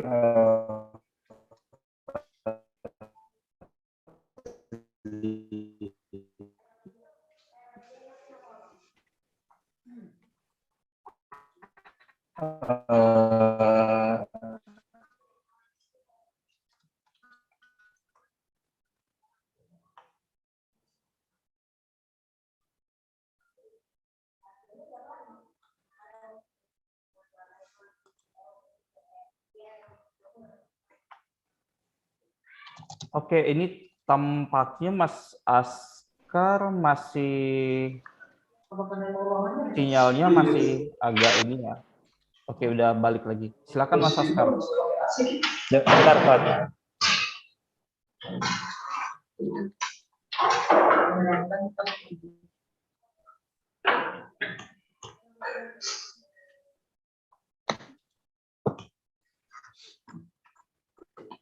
Ya, saya beranjak ke slide selanjutnya, konteks yang menjadi latar. Saya mencoba mengangkat apa yang disampaikan oleh Kofi Annan. Ada 6 setidaknya ancaman terhadap keamanan manusia pada zaman kontemporer ini. Ada yang pertama adalah mengenai ancaman ekonomi dan sosial termasuk kemiskinan, penyakit menular, dan degradasi lingkungan. yang kedua konflik antar negara, yang ketiga konflik internal termasuk perang saudara, genosida, dan kejaman skala besar lainnya, yang keempat senjata nuklir, radiologi, kimia, dan biologi, yang kelima terorisme, dan keenam kejahatan terorganisir transnasional. Ancaman terhadap keamanan manusia ini serta keamanan negara ini berasal dari dua aktor, baik aktor negara maupun non negara. Lanjut Mas Fadli. Ya, dalam konteks ini pula kita juga perlu mengangkat sebuah konsep payung keamanan manusia yang menekankan pada perlunya menempatkan kepentingan manusia sebagai subjek hak, sebagai pusat roti hubungan timbal balik antara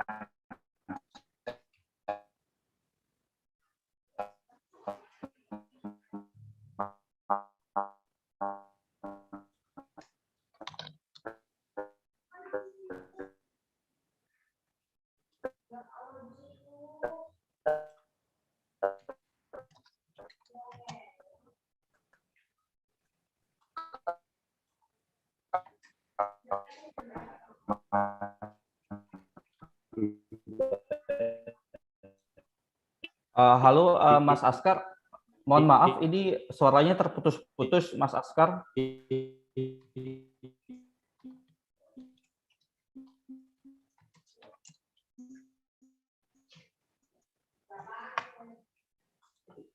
Dan risiko keamanan tidak hanya didefinisikan dalam kerentanan diberdayakan untuk membela dirinya sendiri, selain untuk mengambil tindakan pencegahan atau di kehidupan manusia. Halo Fat, udah kedengeran ya? Iya, sudah Mas. Tadi agak putus-putus tadi. Silakan Mas, dilanjutkan.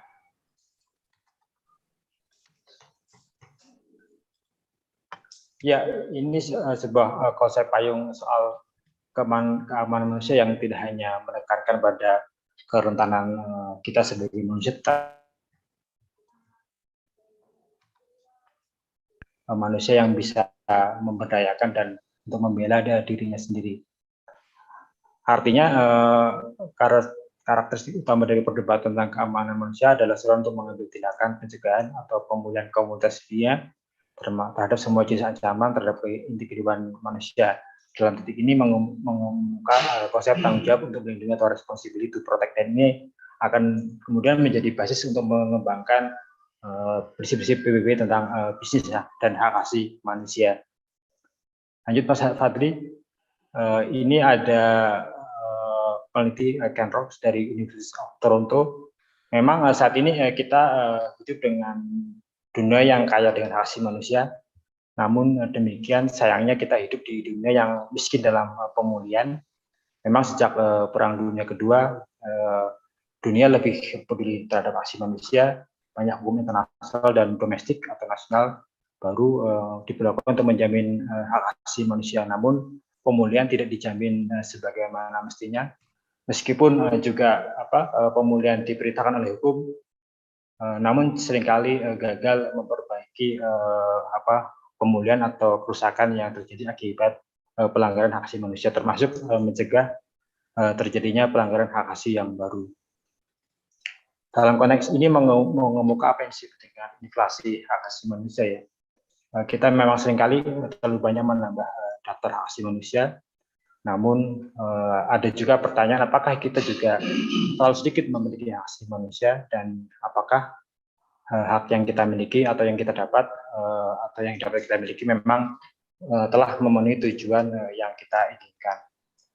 Apakah HAM dapat mengarah pada transformasi sosial, yang berarti apakah HAM telah menjadi alat utama pemerintahan, dan bagaimana hal ini berkaitan dengan bagaimanakah dan klaim hak asasi manusia yang harus diajukan.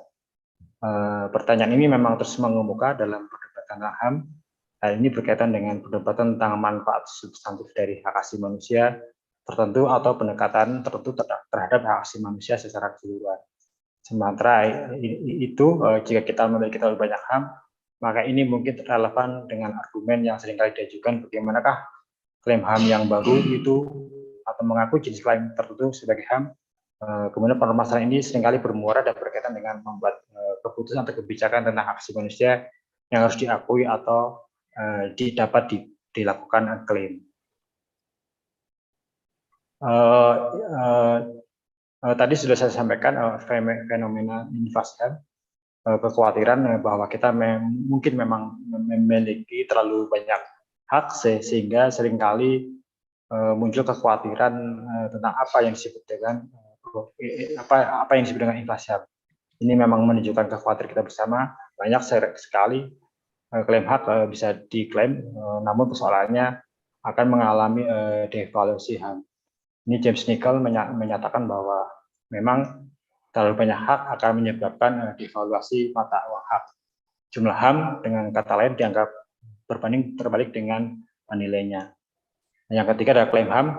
Anna Peters juga menyatakan bahwa klaim hak tertentu mungkin tidak diterima ke dalam lingkaran apa yang disebut HAM. HAM nyata harus dibedakan dengan yang seharusnya hak asasi manusia.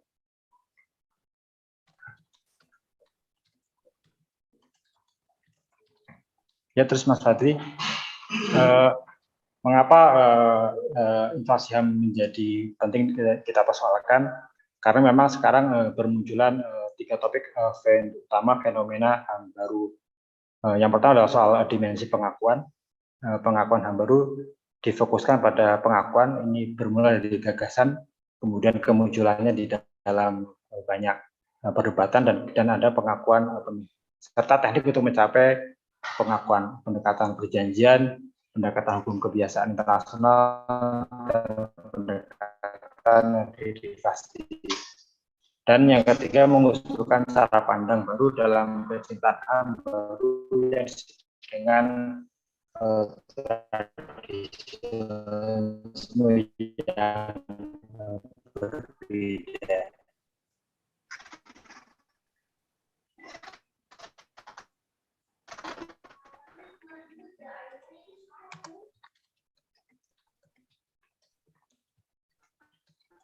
Dimensi kedua pengakuan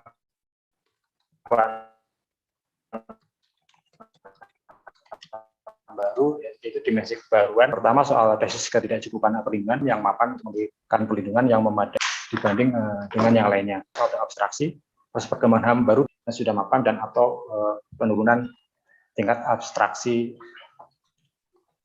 masing-masing klaim HAM yang baru. Selanjutnya Mas Fadli, yang ketiga adalah dimensi retorika. Ini berkaitan dengan fungsi komunikatif untuk mengangkat klaim atas HAM baru, diletakkan pada fungsi regulasi bahasa, konsep, dan masyarakat. Dan kata lain perlu upaya telikan lebih jauh yang dibingkai oleh rekonstruksi topik wacana hukum. Memang seringkali kita harus meletakkan HAM tidak hanya pada tataran moral, tapi juga pada tataran hukum agar menjamin efektivitas klaim hak asasi manusia. Terus Mas Fadli, ya, ini hak-hak baru yang mungkin dapat ditelusuri kembali melalui perubahan persepsi paradigmatik, misalnya hak atas identitas gender maupun politik, kemudian misalnya hak atas demokrasi atau administrasi yang baik, atau perubahan teknologi misalnya hak untuk dilupakan, atau hak genetik, perkembangan lain berkaitan dengan hak atas obat-obatan reproduksi, dan yang lain terkait dengan kampanye untuk peluang pengasuhan bagi pasangan sesama jenis. Kemudian dimensi klaim kebaruan didasari berbeda dengan hak kanonik yang sudah diakui seperti hak atas lingkungan yang bersih, dan hak yang bisa dibilang berkaitan dengan hak tersebut seperti misalnya hak atas air bersih.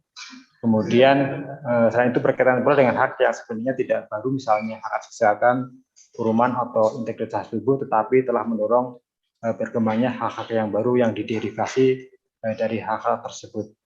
Kemudian juga perlu menyelidiki kembali hubungan antara norma HAM penting untuk mengaitkan dengan seluruh rangkaian atau kumpulan hak, misalnya hak masyarakat adat, hak orang lanjut usia, dan hak yang terkait dengan penghilangan paksa. Kemudian yang ketiga Mas Fadli, selanjutnya berkaitan dengan retorika HAM yang berkaitan dengan upaya mendefinisikan kembali hak yang telah mapan dari perspektif HAM, seperti hak atas lingkungan yang bersih, atau hak untuk bebas dari korupsi atau menerapkan konsep hak non-human, misalnya hak binatang, hak lingkungan, untuk mengatasi antroposentrisitas hak asasi manusia.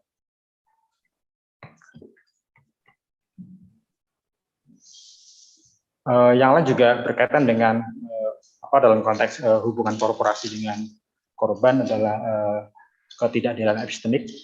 Ini Miranda Fricker menginisiasi sebuah konsep yang disebut ketidakadilan epistemik, yaitu didasari oleh kegagalan para korban untuk diakui sebagai korban dan kegagalan yang lebih luas dari para korban itu sendiri untuk memahami viktimisasi yang mereka derita atau bahkan bisa mereka derita atau di masa mendatang secara tepat dan cepat.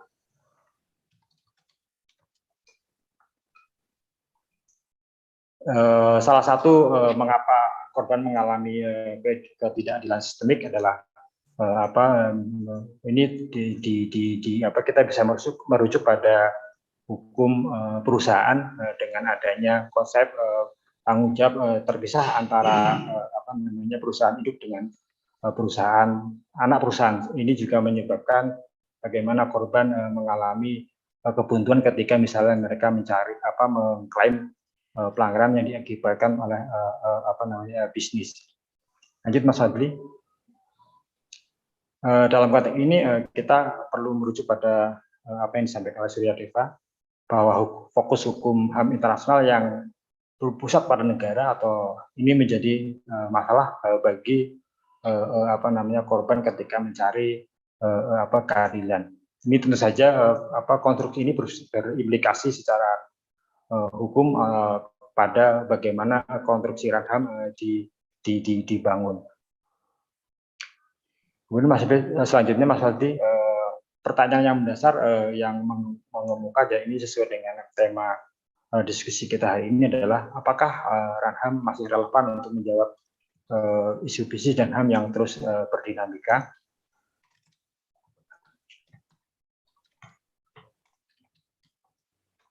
Lanjut Mas Fadli. Ya, kalau menurut saya sendiri sih masih relevan karena HAM harus kita maknai sebagai bagian dari instrumen kebijakan sistem pelindungan hak asasi manusia nasional.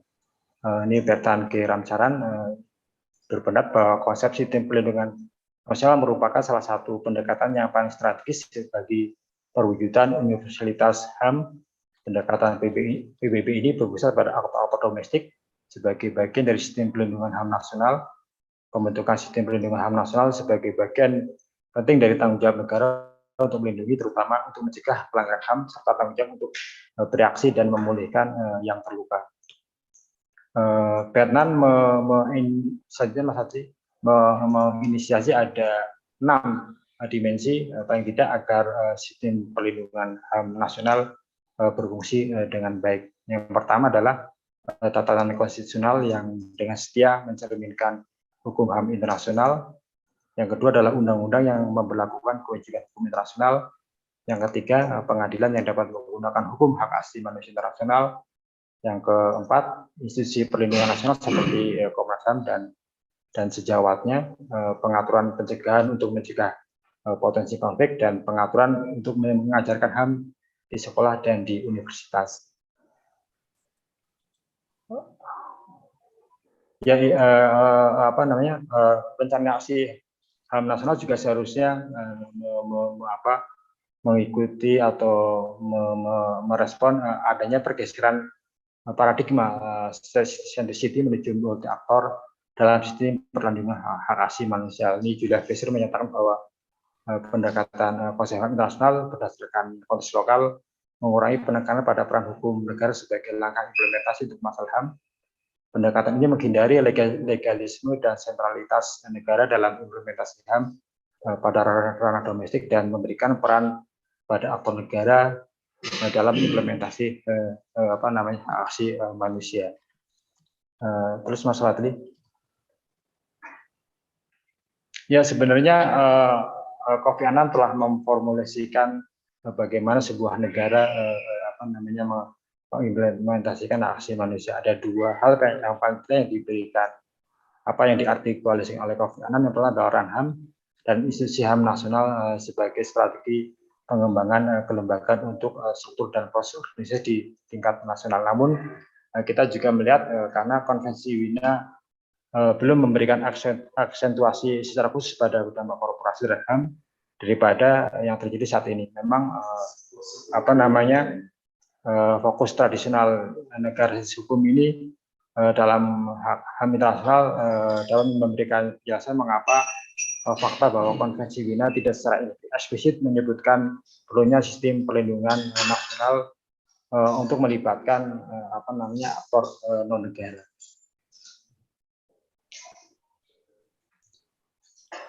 Ya, paling tidak menurut McBrody karena memang konvensi Wina tidak memberikan respon secara khusus bagi aktor negara termasuk korporasi, maka perlu ada 4 hal, paling tidak ada perluasan cakupan.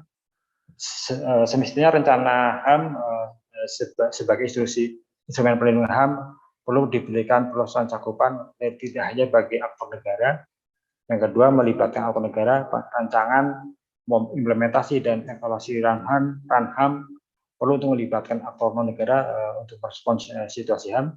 Yang ketiga, konsultasi publik, RAN HAM perlu terus memelihara konsultasi publik dengan aktor lain yang bertanggung jawab atas pemajuan dan perlindungan hak asasi manusia. Dan yang keempat, konsultasi secara khusus dengan sektor privat. Karena ini menjadi penting, apalagi kalau kita merujuk pada apa yang diimajinasikan oleh John Ruggie, adanya tatanan polisentrik yang melibatkan elemen negara, elemen korporasi dan elemen masyarakat sipil. Ya, ini mengapa RAN HAM masih tetap relevan, karena memang RAN HAM merupakan bagian dari sistem perlindungan HAM nasional yang berupa kumpulan hukum, kebijakan, dan institusi suatu negara untuk mempromosikan melindungi HAM. Keseluruhan sistem ini merupakan infrastruktur HAM. Secara keseluruhan, setiap negara memiliki sistem perlindungan HAM nasional yang berbeda, yang tertanam dalam budaya, politik, dan sejarah yang luas. Lanjutnya Mas Fadli, tapi paling tidak ada 4 elemen penting menurut Uni Eropa apa yang disebut dengan sistem perlindungan hak asasi manusia. Yang pertama adalah institusi, ini institusi HAM nasional, institusi hukum, penegakan hukum, militer, dan sistem pertahanan, parlemen, pemerintah pusat maupun daerah. Kemudian hukum domestik atau hukum nasional, integrasi keseluruhan standar HAM internasional dengan yang kedua adalah hukum dengan subjek khusus. Yang selanjutnya adalah elemen kebijakan HAM. Ini mungkin RAN HAM bisa kita letakkan di dalam bagian dari kebijakan HAM. Di situ juga ada pendidikan HAM, kemudian juga ada hukum dengan subjek yang khusus, kemudian subjek hukum yang khusus yang mengintegrasikan secara keseluruhan HAM ke dalam kebijakan yang lain. Yang keempat adalah elemen masyarakat sipil. Bagaimana masyarakat sipil mengadvokasikan isu-isu hak asasi manusia. Dalam konteks yang lain, Stephanie Mahfud dari Danish Institute juga menekankan pentingnya sistem perlindungan HAM nasional sebagai sistem yang menempatkan negara untuk menghormati, melindungi, dan memenuhi HAM setiap orang untuk secara efektif, dan juga meletakkan aktor non negara seperti masyarakat sipil, akademisi, dan sektor bisnis menghormati dan mempromosikan HAM. Kemudian komponen utama sistem perlindungan HAM nasional dapat didefinisikan sebagai kerangka kerja, aktor, dan interaksi. Sementara sebagian besar kerangka kerja, aktor, dan interaksi ini digerakkan oleh negara yang memang tetap menjadi tumpuan utama. Namun beberapa aktivitas diantaranya didorong oleh negara dan institusi independen seperti pekerjaan pengadilan atau institusi HAM nasional, dan yang lainnya didorong oleh masyarakat sipil. Jadi memang dalam sistem perlindungan hak asasi manusia terdiri dari beragam elemen selain non-elemen negara.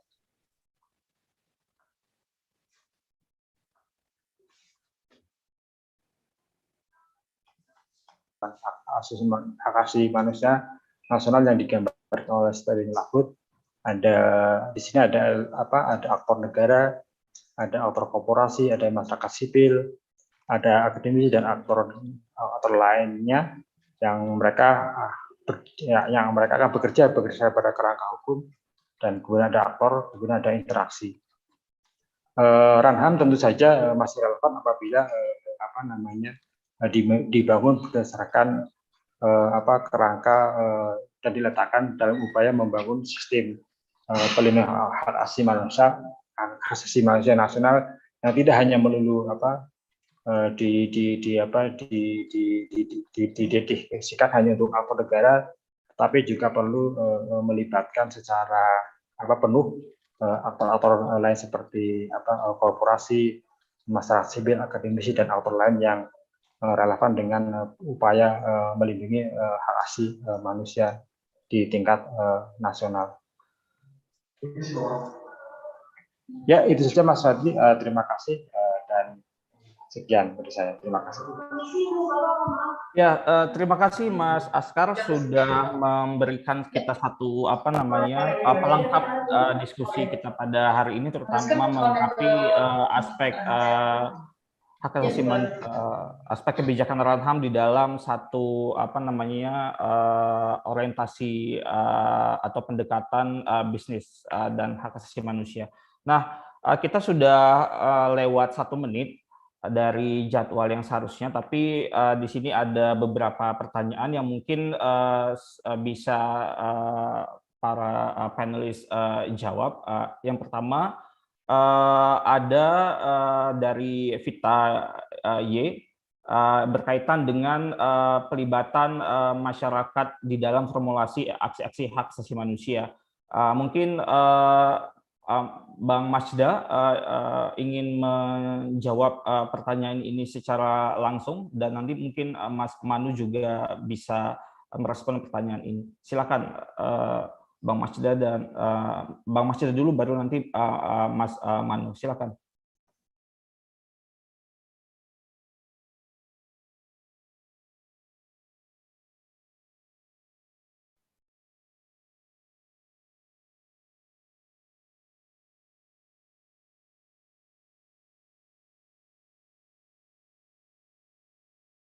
Halo, mungkin Bang Masda bisa merespon pertanyaan dari Vita, mungkin terkait dengan bagaimana kemudian kita mengoptimalisasikan pelibatan masyarakat di dalam formulasi aksi-aksi hak asasi manusia. Atau Bang Masda sedang typing nih kayaknya. Mungkin menunggu Bang Masda, mungkin Mas Manu mungkin punya tanggapan. Karena ini salah satu kritik utama juga ya di dalam proses perumusan hak asasi Runham ini ya, bahwa Runham ini cenderung eksekutif sentrik gitu ya, pelibatan masyarakat sipil, kemudian kelompok-kelompok terdampaknya itu kadang-kadang hanya di tengah atau di akhir proses. Nah, bagaimana kita mengoptimalisasikan pelibatan ini nanti di dalam proses penyusunan Runham di masa-masa yang akan datang? Silakan Mas Man. Ya, emang kalau kita bicarakan gimana pelibatan publik, ini satu-satunya kesempatan lagi ya ke depannya ya, artinya untuk Runham yang sekarang ini kan sudah implementation, sudah masa penerapan atau di pelaksanaan gitu.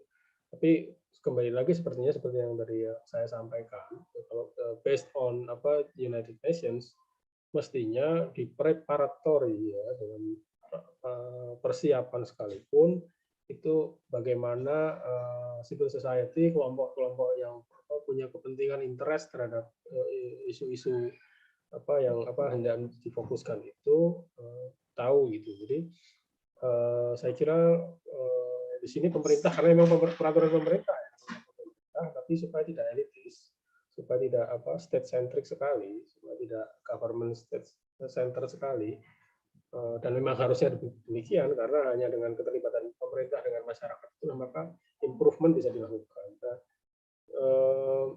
kementerian di sini dalam arti Kementerian Hukum dan HAM mesti lebih merefresh lagi mitra yang dia miliki gitu. Selama ini jangan yang itu aja gitu. Juga dia juga mesti melakukan announcement seperti tadi yang saya sampaikan. disebarluaskan dulu ini. Karena tadi kalau kita menggunakan standar dari hand pegangan ya, dari United Nations, kemudian kita refleksikan dengan bagaimana terbentuknya peraturan presiden ini, agak cukup ada gap ya, bagaimana idealnya pembentukan Ranham itu, sehingga tidak aneh kalau dinilai elitik ya, memang karena tidak membuka partisipasi yang luas dari awal sampai dari akhir, termasuk juga katakanlah hak masyarakat untuk tahu atas kebijakan ini, pelaksanaan ini juga tidak punya tempat secara sistematis di dalam Perpres. Misalnya tadi diseminasi itu nggak ada, kemudian edukasi juga nggak ada, di panitia Ranhamnya kan juga nggak ada yang bertugas untuk melakukan edukasi. Ya, jadi bagaimana akan bisa isu-isu yang sekarang katakanlah ya, terlepas dari kontroversi ada isu ini yang nggak masuk, isu itu nggak masuk. Katakanlah yang sekarang ini sasaran perempuan, anak, disabilitas, masyarakat adat, kita nggak bisa mengharapkan itu akan menjadi kesadaran publik di dalam 5 tahun ke depan ya, karena memang tidak ada yang bertugas untuk melakukan edukasi. Jadi kalau saya ikuti juga diskusi Elsam yang kemarin itu, mestinya ada pembagian yang jelas kerja gitu ya, pembagian kerja yang jelas. Nah ini seandainya pembagian kerjanya jelas sekalipun sesuai dengan Perpres, itu nggak akan ada yang bekerja untuk melakukan edukasi. Nah kembali lagi kalau ke partisipasi publik, kalau memang dari awal public announcement yang udah baik, ya masyarakat diumumkan secara layak, itu nantinya di tahap yang kedua dalam satu pengembangan itunya akan muncul lah ya, sehingga katakanlah CSO yang kelompok masyarakat yang di akar rumput, yang katakanlah di daerah gitu ya, kemudian juga kalangan akademisi itu tahu gitu. Karena memang diumumkan, bukan ujuk-ujuk sudah ada terus ditanyai what do you think gitu, orang juga bingung gitu. Ini sudah setengah matang ya kan begitu. Nah, dari saya sendiri mewakili dari kelompok kepentingan ya, perkumpulan misalnya dari kelompok saya dari Serikat Pengajar Hak Asasi Manusia di mana Bang Masda juga ada, itu nggak ada tuh gitu pelibatan dari akademisi untuk itu. Padahal kan sebenarnya misalnya kami yang dari akademisi juga punya fokus kajian di sana, misalnya kayak Bang Masda ini ya di studinya, disertasinya misalnya mengenai Ranham, itu tentu saja akan improving lah untuk Perpres ini misalnya gitu. Atau isu yang lain ya bisa memperbaiki dalam soal isu-isu target sasarannya gitu ya. Bagaimana prioritasnya, ini kan persoalan prioritas, priority apa yang mesti diduluin gitu, apa yang mesti dipercepat. Sebenarnya semua isu hak asasi manusia menjadi tanggung jawab negara, itu semua udah tahu, tapi katakanlah itu routinity gitu. Nah ini yang more than routinity kan, sebenarnya more than routinity artinya kita bicara apa yang memang di masyarakat itu mendesak. Nah kalau masyarakatnya nggak sebanyak mungkin dilibatkan, didengar ya, gimana akan ngerti mana yang mendesak. Oke lah, memang dikatakan Ranham ini, Perpres ini juga menerima masukan dari lembaga negara yang lain ya, Komnas Perempuan, disabilitas, kemudian juga rekomendasi dari SIDAW, dari perjanjian internasional yang lain. Tapi apa yang memang mana yang mendesak sih sebetulnya gitu. Kalau saya bilang, karena saya misalnya saya di isunya pelanggaran berat hak asasi manusia, korban pelanggaran berat itu kan nggak setiap yang masa lalu ya, itu kan bukan sesuatu yang permanen sebetulnya. Mereka itu temporer karena mereka itu semakin lama bekerja dengan waktu sampai akhirnya katakanlah meninggal gitu, nggak ada lagi gitu. Mereka ini konkret gitu. Orangnya itu gitu. Kalau kelompok yang lain, kelompok rawan misalnya berdasarkan ke umur lansia, berdasarkan disability-nya, dia tidak merujuk pada kode tertentu. Tapi itu sepanjang masa selama negara ini ada, orang tua ada. Tapi misalnya kelompok korban Tanjung Priok ya itu hanya itu aja gitu. Yang semakin lama semakin di-delay keadilan mereka.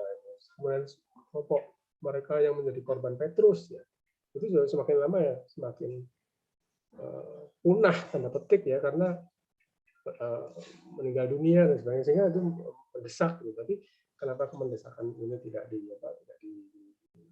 dimasukkan lah anak-anak, karena misalnya kita memahami hukum itu sebagai suatu kompromi ya, termasuk peraturan presiden, tapi bagaimana misalnya ini bukan bicara soal penyelesaian yudisialnya, tapi memasukkan isu-isu korban pelanggaran berat HAM itu sebagai salah satu kelompok rentan gitu yang perlu diperhatikan. Tidak untuk menyelesaikan tidak untuk menyelesaikan perkaranya, bukan, tapi bagaimana bantuan-bantuan yang mesti diterima mereka ke penderitaan itu bisa diakhiri.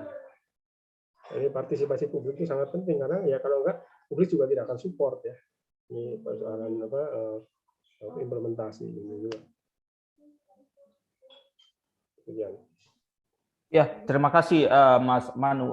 Kemudian ada satu pertanyaan lagi, mungkin Mbak Inge bisa bantu untuk menjawab pertanyaan ini terkait dengan selama ini kan ukuran keberhasilan satu kebijakan hak asasi manusia itu selalu diterjemahkan dan ditafsirkan dengan oleh institusi yang sangat birokratik yang kadang-kadang tidak mencerminkan apa yang ada di masyarakat. Nah, kira-kira dalam pandangan Mbak Inge gitu, model atau alat ukur seperti apa yang bisa membantu terutama Ranham ya untuk mencapai atau mengukur keberhasilan Ranham ini agar dia bisa ada hubungan yang korelatif antara program aksi yang ditentukan atau disusun di dalam Ranham dengan kebutuhan yang memang dibutuhkan oleh masyarakat.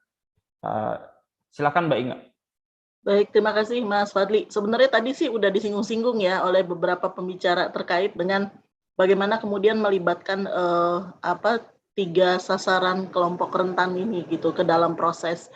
Jadi memang tadi yang disebutkan oleh Mas Manunggal tuh bener banget gitu ya. Jadi bahwa mereka seringkali dilibatkan itu maaf banget formalitas gitu, karena kan saya waktu penelitian yang di Indonesia Timur itu kan saya juga suka ikut gitu ya kalau ada acara gitu, kemudian saya ikutan sama mereka.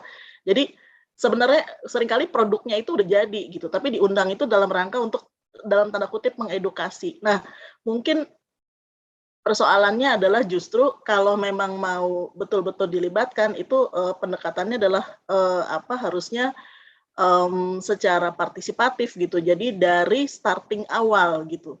Nah, tapi kan kalau memang dibilang bahwa ini kan udah jadi nggak bisa mundur lagi gitu, maka prosesnya itu memang perspektifnya harus diubah. Jadi ini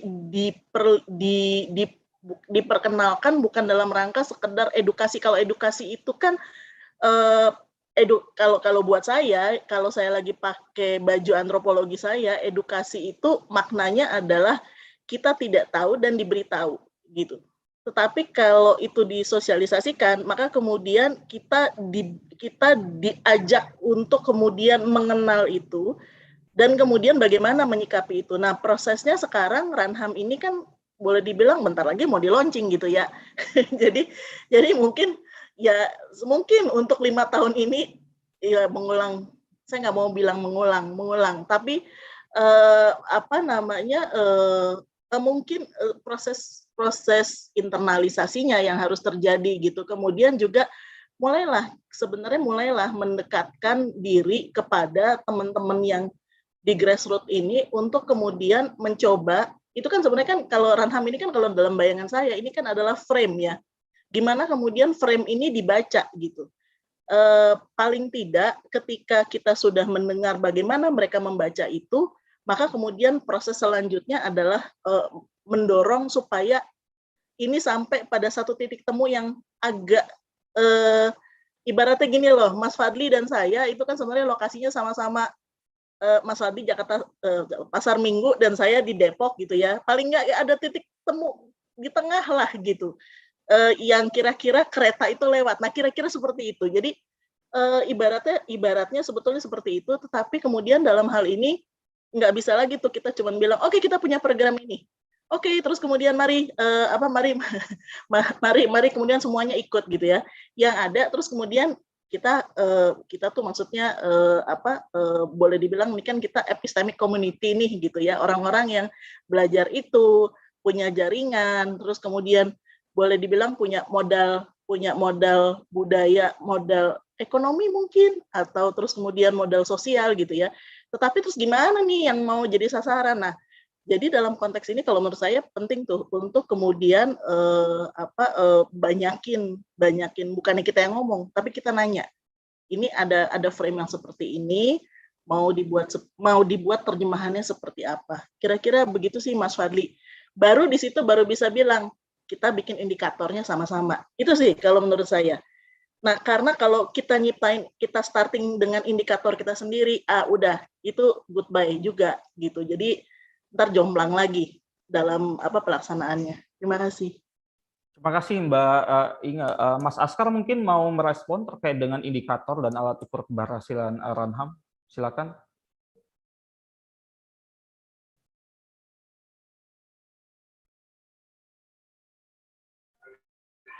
Kalau dalam konteks partisipasi warga negara, kita bisa meminjam konsepnya Sally Austin yang menggagas soal konsep agak partisipasi untuk menjelaskan bagaimana warga negara dan bagaimana tingkat agensi termasuk kontrol dan kekuatan dapat diberikan dalam partisipasi di ruang-ruang publik yang demokratis.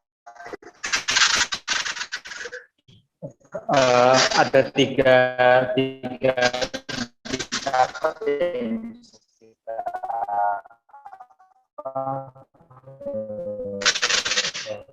kita sebutkan di sini. Biasanya ada partisipasi pada 3 level tangga decision power bagaimana dalam evaluasi kebijakan publik yang diambil oleh pelibatan secara penuh, tidak hanya sekedar manipulasi atau terapi. Biasanya kan cuma dilibatkan cuma dalam ujung-ujung aktivitas dari penyusunan kebijakan. Sebenarnya tidak seperti itu, tapi dari proses penyusunan implementasi termasuk evaluasinya dengan melibatkan tentu saja kelompok kepentingan yang menjadi penikmat kebijakan dari Runham ini. Terima kasih Mas Fadli. Ya, terima kasih Mas Askar. Kemudian di sini saya lihat Bang Masida sudah menuliskan jawabannya, tapi mungkin Bang Masida ada tambahan terkait dengan pertanyaan kita pada sore hari ini. Silakan Bang Masida. Ya, terima kasih Bang Fadli. Ada beberapa pertanyaan dan saya pribadi mengapresiasi pertanyaan yang sangat hebat ya. Kalau bisa kumulasi pertanyaan itu, yang menarik diantaranya adalah tentang bukan laporan sebenarnya, adalah hasil riset dari teman-teman OMS dan juga melalui kemitraan ya, terhadap Runham 2011-2014 ya, masa pemerintahan SBY terkait dengan ratifikasi OPCAT. Tapi sejujurnya itu adalah penelitian dari masyarakat sipil. Juga terkait dengan termasuk Elsam juga mempublikasikan hasil risetnya tentang Runham. Juga kemarin ada Kontras. Yang menurut saya ini yang tidak jujur pemerintah. Ada handbook itu sudah cukup membantu saya kira. Kebetulan saya ikut pelatihan provincial Committee ya, untuk Ranham tahun 2005 itu dengan Bill Barker langsung. Saya kira ketidakjujuran itu terlihat dari ogahnya pemerintah untuk melibatkan masyarakat sipil termasuk NHRI yang secara independen bisa melakukan analisis atau penilaian atau bahkan evaluasi ya, karena penilaian itu bisa sambil bertahapan tertentu ya, tapi kalau evaluasi bisa secara general. Dan kehendak dari handbook juga meminta dan meniscayakan ada supervisi, ada konsultasi. Nah, ini nyaris tidak ada. Saya pribadi terlibat di kepengurusan atau di kepanitiaan Ranham 10 tahun dari periodenya Ibu Megawati sampai 2 periode Presiden SBY. Apa yang disampaikan oleh Bro Anggi tadi, ya itu menjadi kenyataan ya, bahwa teman-teman di kampus di daerah itu bukan nyari sempurna tidak tahunya terkait dengan apa yang dilakukan oleh pemerintahnya sendiri. Sekali bahkan dulu kepanitiaan itu ada dibentuk di tingkat provinsi, kabupaten, dan kota, sehingga kita bisa klaim ya, waktu itu ada satu konferensi di Durban. Saya katakan Indonesia punya jejaring HAM yang cukup besar karena hampir 500 panitia Ranham dibentuk ya. Tapi pada konteks yang lain teman-teman sudah melakukan riset, ya itu semua pada konteks terbentuknya institusi HAM, tapi keberdayaannya sangat minimal karena tingkat adaptasi pemerintah dan pemerintah daerah juga sangat memprihatinkan. Evaluasi Ranham yang disebutkan terakhir yang dikeluarkan oleh Kementerian Kumham, dalam hal ini adalah Direktorat Jenderal HAM, saya kira juga menarik ya, karena pada angka-angka atau numerasi yang disebutkan, sekali lagi tidak bisa menyimpulkan adanya korelasi. Misalkan ya, Sumatera Utara, provinsi saya berada, itu warnanya hijau itu, Gi. Beda dengan Aceh. Aceh itu warnanya merah. Tapi apakah kemudian bisa kita kualifikasi bahwa Sumatera Utara rejim HAM, rejim pemerintahannya kompatibel terhadap HAM? Ini nggak ada yang bisa menggaransi. Lalu kalau begitu, evaluasi yang seperti apa yang kita harapkan? Dan kedua, evaluasi yang dibuat itu dilakukan tidak lanjut atau tidak, yang saya katakan tadi dengan efektif follow up dari mekanisme nasional. Saya kira itu menarik ya. Kemudian dari Kak Vita, terkait dengan pelibatan masyarakat sipil ini harus seperti apa? Ketika pemerintah menghindari kehadiran dan pelibatan masyarakat sipil, maka pemerintah sesungguhnya telah melanggar norma-norma demokrasi. Jadi Ranham, ya saya tegaskan, adalah kumulasi 3 aktor penting ya berdasarkan handbook itu. Aktor negara, dalam hal ini pemerintah dan agen-agennya termasuk TNI dan Polri kalau di kita.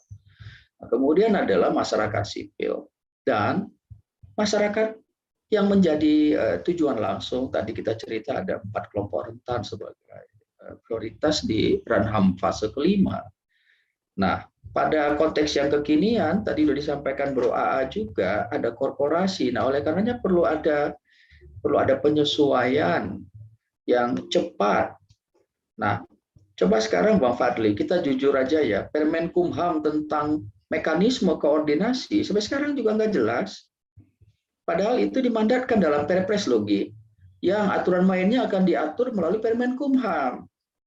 Nah, saya khawatir ya, Kementerian Kumham ini justru tidak paham HAM, yang akibatnya menjadi sulit kita berharap ada literasi HAM melalui focal point yang cukup strategis seperti Kementerian Kumham, dalam hal ini Direktorat Jenderal HAM. Dan tidak sedikit kesulitan itu juga dikeluhkan oleh teman-teman di Kanwil sebagai ujung tombak Kementerian Kumham di daerah, Gi. Jadi mereka berhadapan dengan tupoksi utama ya, pemasyarakatan, imigrasi. Di sana memang ada divisi Yankum, di sananya ada Kasubdit Kabid HAM, tapi mereka punya keterbatasan personil yang cukup banyak. Nah, jadi saya kira ini tantangan yang sejujurnya adalah, coba kita punya kebanggaan sudah 5 fase Runham kita, tapi jujur tidak ada kontinuitas antar fase kepada fase berikutnya.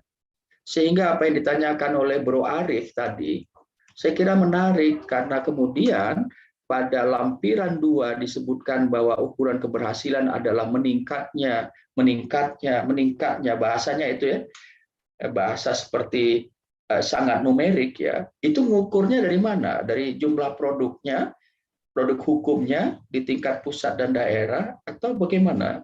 Lalu kalau banyak, lalu bisa kita simpulkan sempurna keberhasilannya. Bagaimana kita mengukur bahwa kemudian regulasi itu mendapatkan resistensi di level masyarakat, dalam hal ini masyarakat kelompok rentan misalnya. Saya kira itu PR ya Bang Fadli, momentum diskusi ini saya kira merekomendasikan tidak terlambat bagi Kementerian Kumham, dalam hal ini sebagai ujung tombak kesekretariatan Runham fase kelima, untuk ya balik lagi ke masyarakat, untuk bersama masyarakat, dalam hal ini masyarakat sipil dan masyarakat kelompok rentan, menyusun ulang apa yang mau kita buat. Nah, itu yang disebut dengan formulasi. Jadi kita udah gagal di formulasi, tapi ya mudah-mudahan ada perubahan yang baik. Ini kesempatan saya kira Kak Vita, ketika nanti ada draft Permen Kumham itu bisa didorong untuk bisa lebih terbuka, sehingga ruang bagi akademisi, masyarakat sipil, dan media, terutama juga masyarakat kelompok rentan, itu bisa benar-benar dijamin melalui mekanisme yang tidak terpisahkan dari Runham itu sendiri. Begitu Bang Fadli. Terima kasih para penanya atas pertanyaan yang sangat luar biasa. Ya, terima kasih Bang Majda atas responnya. Saya pikir ini menjadi satu sesi akhir kita pada diskusi kita pada hari ini. Kita sudah sedikit overtime. Saya sebelumnya mengucapkan terima kasih kepada para panelis diskusi yang sudah menyempatkan waktu untuk hadir berbagi pandangan dan refleksi pada hari ini, Mbak Inge, Bang Majda, Mas Askar, dan Mas Manu yang sudah hadir di forum ini, dan juga kawan-kawan yang sudah berpartisipasi mendengarkan diskusi ini dari siang sampai sore hari ini. Saya harap diskusi ini menjadi salah satu cara kita untuk menjembatani berbagai persoalan yang tadi kita bicarakan, terutama karena Runham fase kelima ini juga baru baru disahkan dan akan menuju pada proses implementasi untuk 5 tahun ke depan. Jadi mungkin harapannya perbaikan akan terus dilanjutkan dalam proses penyelenggaraan Runham untuk 5 tahun ke depan. Akhir kata saya ucapkan terima kasih atas partisipasinya. Selamat sore. Assalamualaikum warahmatullahi wabarakatuh. Terima kasih.